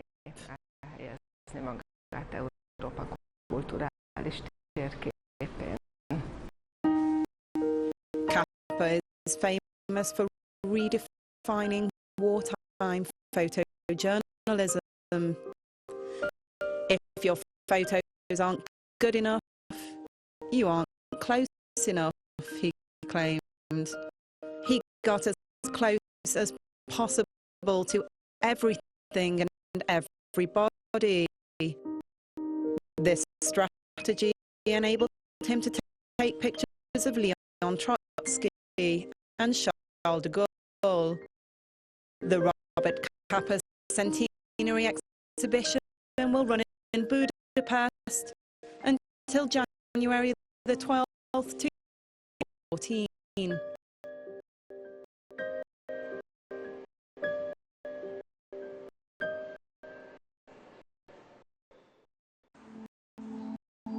A new exhibition in Paris shines the spotlight on the culture of the Etruscans, whose people predated the Romans as key players among the Mediterranean's great civilizations.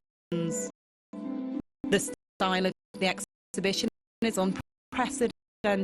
It explores the daily life of the Etruscans and tells the story of a people that developed between the 9th and 2nd centuries BC in an area that now corresponds to the Italian peninsula.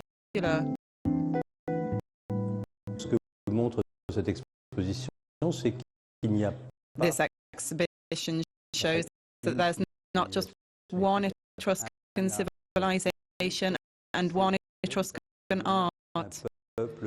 It was truly a population of diversity, which was able to integrate all kinds of influence, and it integrated them in a way that is not at all prescriptive or uniform, but instead very diverse, depending on the different cities and different eras.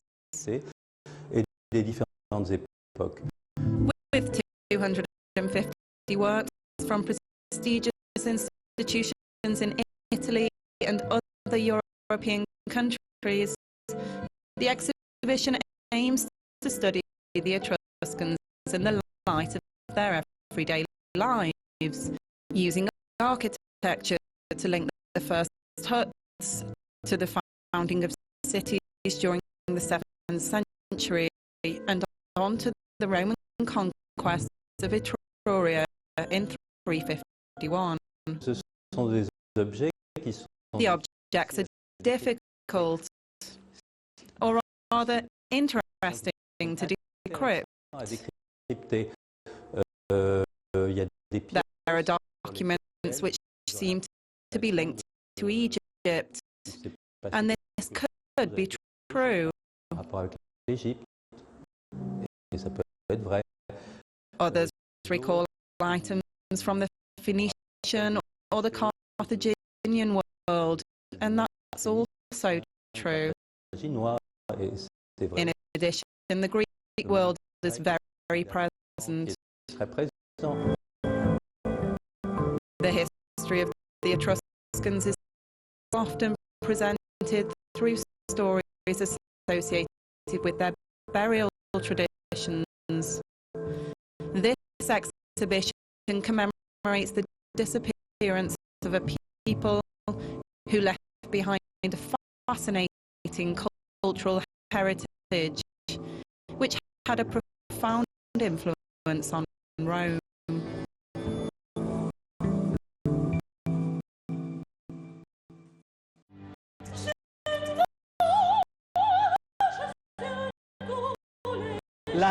She's been announcing it almost quite some time. I quit opera. Will Manon by Massenet be Nathalie Dessay's last performance? Find out in a moment in the next edition of Musica.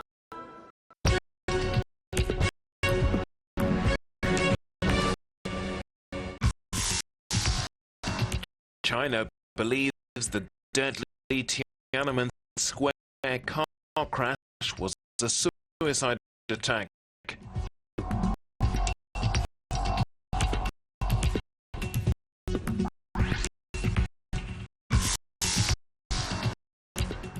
Hurricane strength winds batter mainland Europe after leaving a trail of destruction in southern Britain.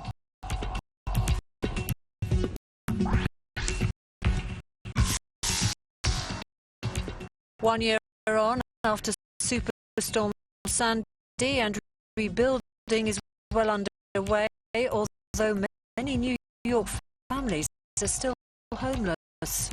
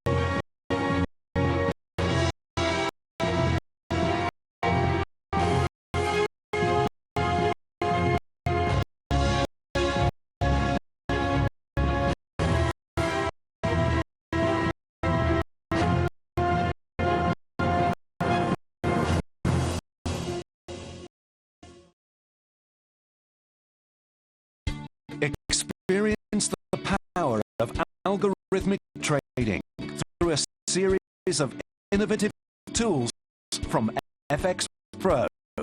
Introducing FX Pro Library.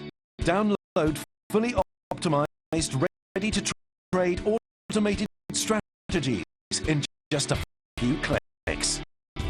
Analyze real-time performance stats and live rankings to find strategies that match your preferred trading style. You can even customize ready-to-edit templates with FX Pro Quant Strategy Builder. FX Pro. Trade Forex like a pro.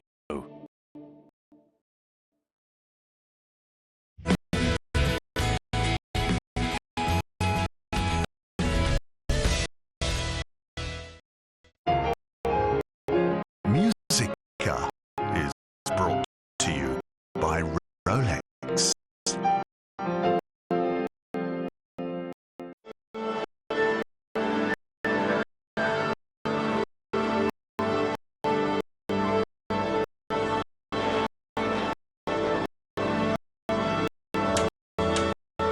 Musica.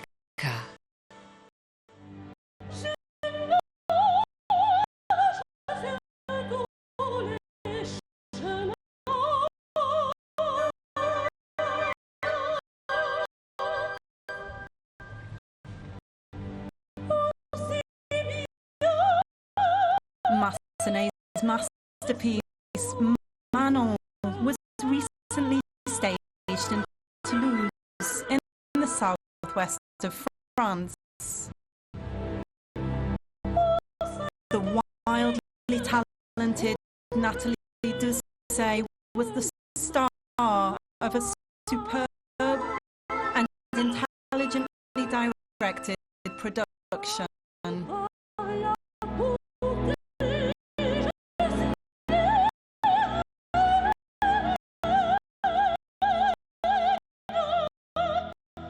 Que Laurent Pelli a voulu ici, c'est une...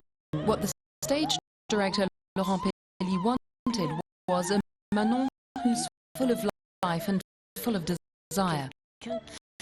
Someone who exudes vitality from every pore. C'est précisément... This is why she's so attractive to the people around her. Because she craves life and its pleasures. And this desire makes her extremely seductive. Par ce désir de vie.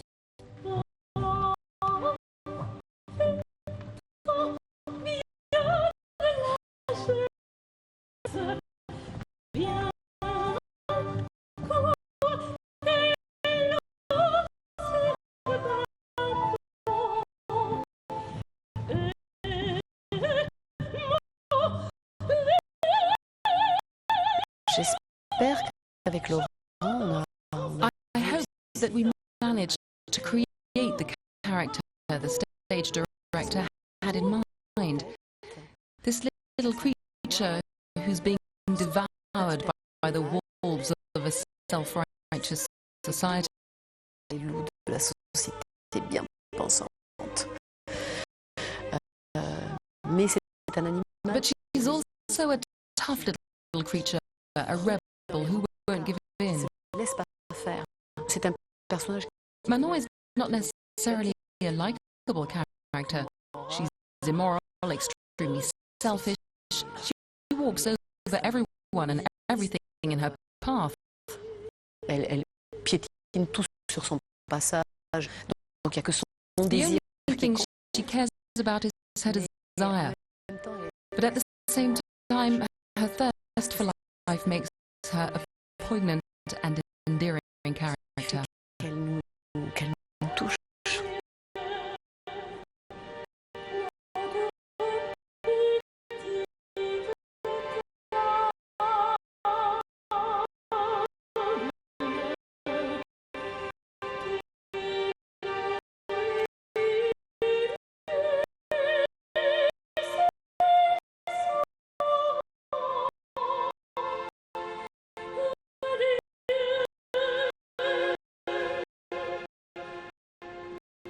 J'ai toujours dit que pour moi l'opéra c'était...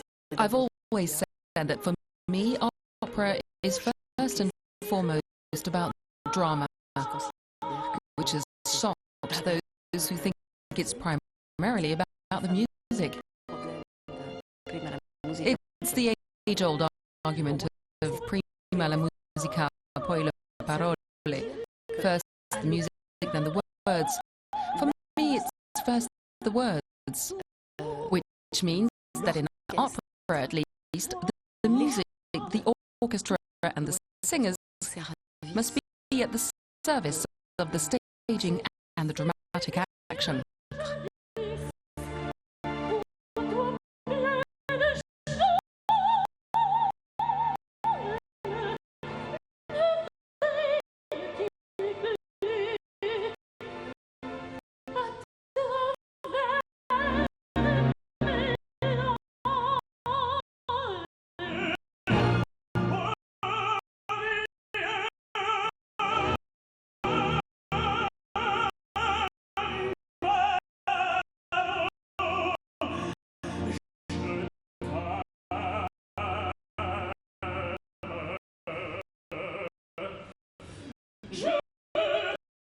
One question has been haunting the operatic world for some time now.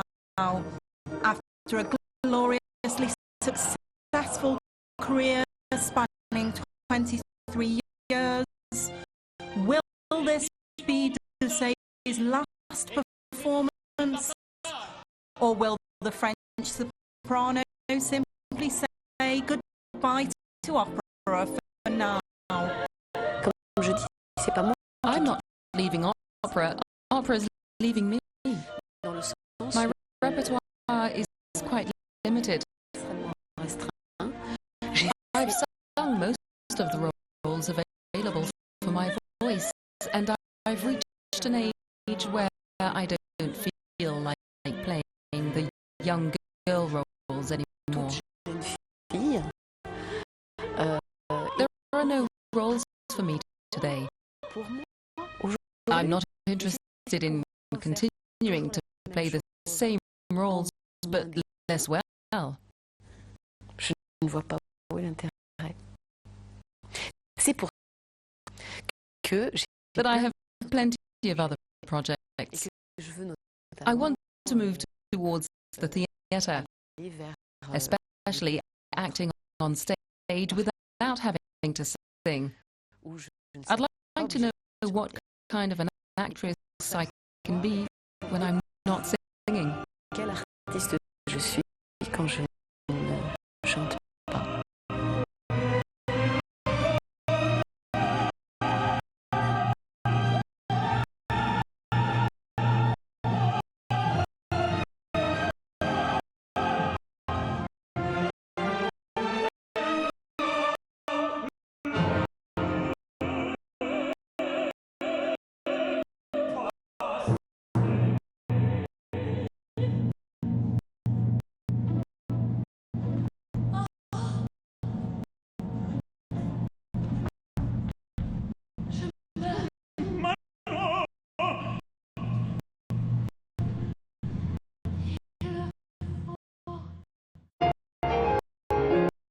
Musica was proudly presented by Rolex.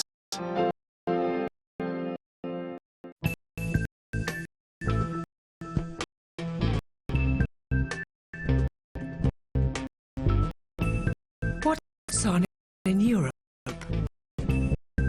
Rendezvous.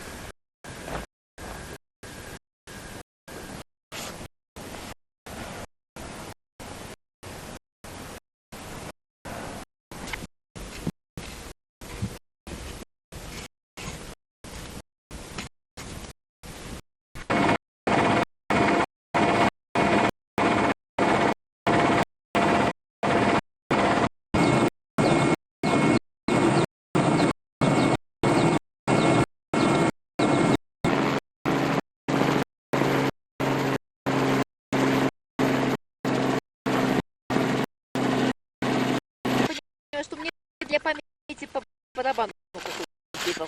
Конечно. Температура небольшая, ведь все-таки нет центра развержения.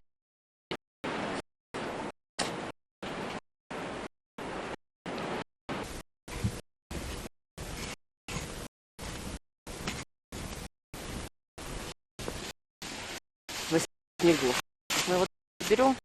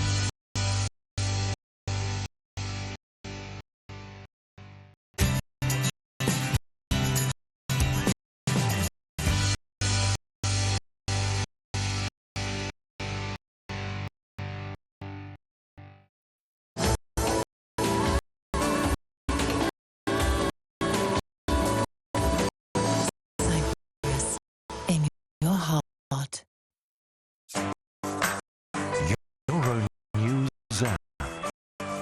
All Euronews is now available on iPad and iPhone. Rational or creative. Choose your way to get all our programs on demand. Or watch Euronews live. Comment on the topics. Share your opinion with the whole world. Test your knowledge with our news quiz. Euronews Universal, our brand new app, available on the App Store now.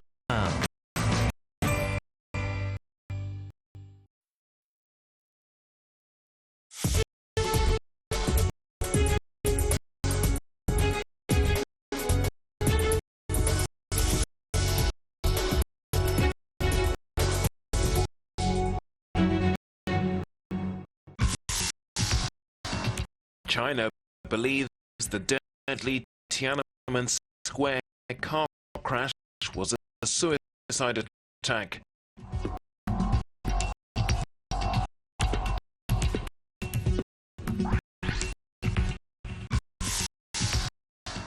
U.S. intelligence bosses to face a tough grilling from Congress over spying row with Europe.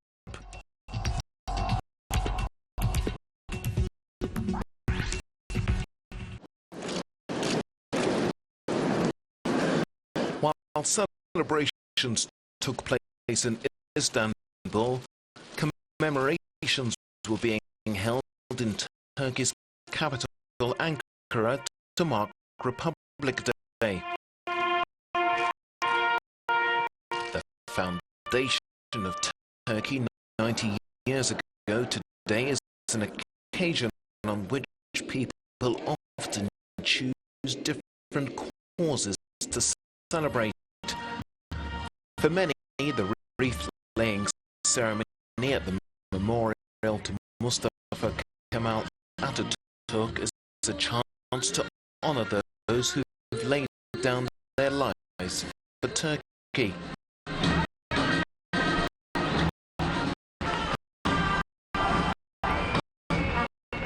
But for others, it's a day of protest against the ruling AK party and its running of the country. Opposition parties have staged several rallies to demonstrate over government policies. This retired teacher says the government has not done anything in the name of the Republic. We worked very hard to reach these days. Our ancestors had many difficulties to make these things happen. Sentiment shared by this man who says many values that were gained during 90 years of the Republic have been destroyed and worn down. People are reacting because of this.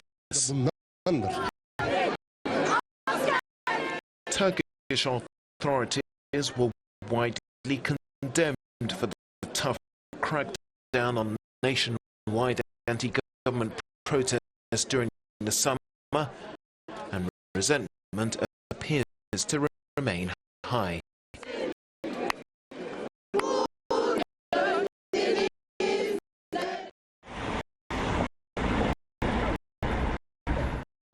Police in China say they believe a car that careered into Tiananmen Square on Monday, killing 5 people, was a suicide attack. Security has been stepped up all around the popular tourist attraction, already one of China's most sensitive and well-guarded locations. Now authorities have launched an appeal for information about 2 suspects from its restive Xinjiang region. vehicle appeared to have driven several hundred meters along the pedestrian pavement in front of the Forbidden City entrance before bursting into flames, knocking down people as it went. The 3 people inside the car died, as well as 2 tourists, while 38 others were injured. Beijing has blamed Uyghur separatists and religious extremists for a series of attacks over the years in Xinjiang, saying they want to establish an independent state called East Turkestan. However, the unrest is not believed to have ever spilled over into the nation's capital.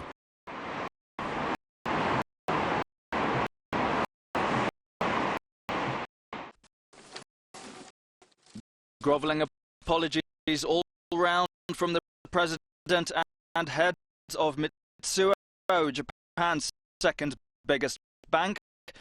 After revelations, they extended almost 1.5 million euros in loans to Japanese gangsters. The Financial Services Agency, Japan's financial regulator, has already sanctioned 54 examples.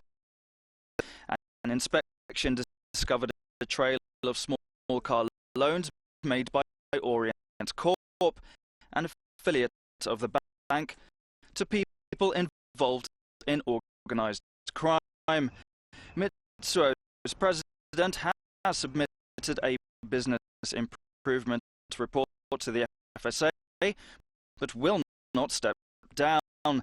The FSA is widening the net to include the country's top lender, Mitsubishi UFJ and Sumitomo, and gave notice of inspections on Tuesday. The case puts an uncomfortable spotlight once again on ties between corporate Japan and the country's criminal underworld.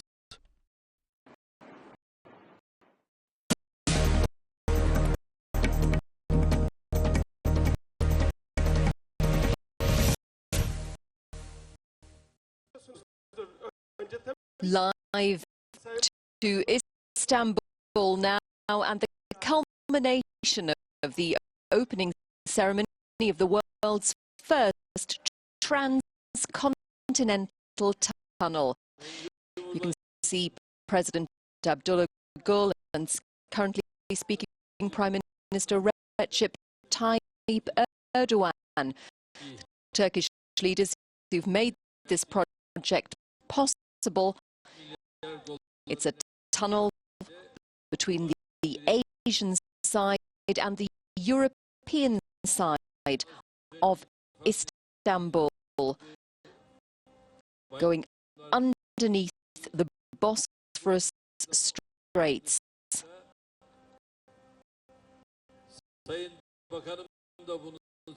And this tunnel will carry commuters,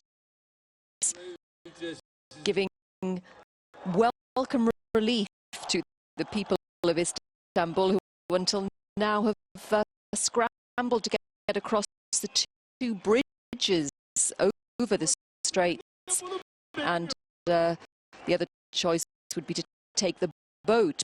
But now, in 4 minutes, they'll be able to cross from one side to the other. Lots of smiles, lots of celebrations as they prepare to cut the ribbon, and all of this happening on the 90th anniversary of the founding of the modern Turkish Republic. They're ready to go.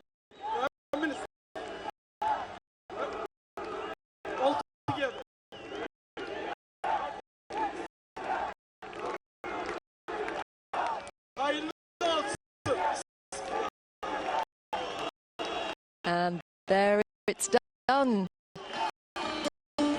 history making.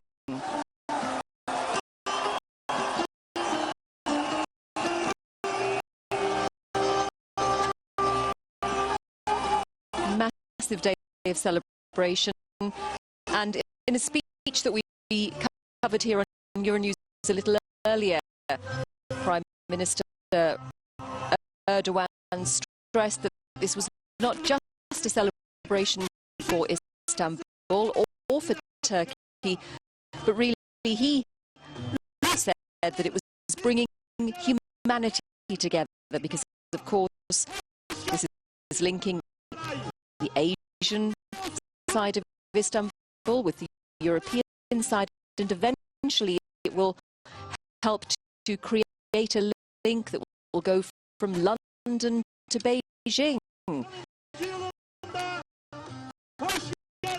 Japan's been very heavily involved in this project, so Tokyo was mentioned too, with lots of Japanese money, lots of investment in the tunnel, which has cost 3.3 billion euros. And the Prime Minister of Japan is one of those on stage, Shinzo Abe, alongside other world leaders who've taken part in this ceremony, including the President of Somalia.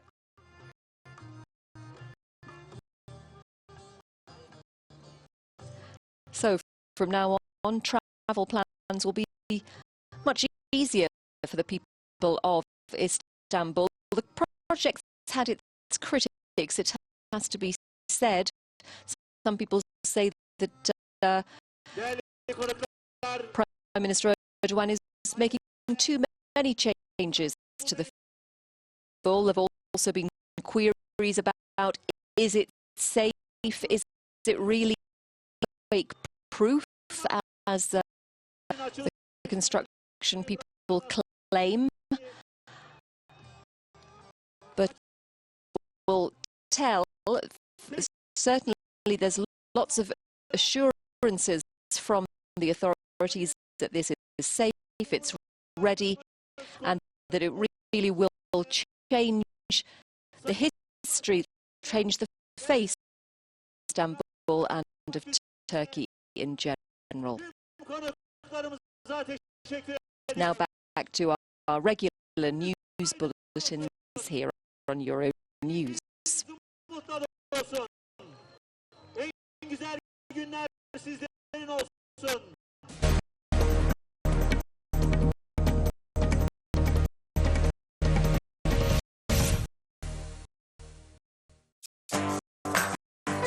Euronews app. All Euronews is now available on iPad and iPhone. Rational or creative. Choose your way to browse. Get all our programs on demand. Or watch Euronews live. Comment on the topics. Share your opinion with the whole world. Test your knowledge with our news quiz. Euronews Universal. Our brand available on the App Store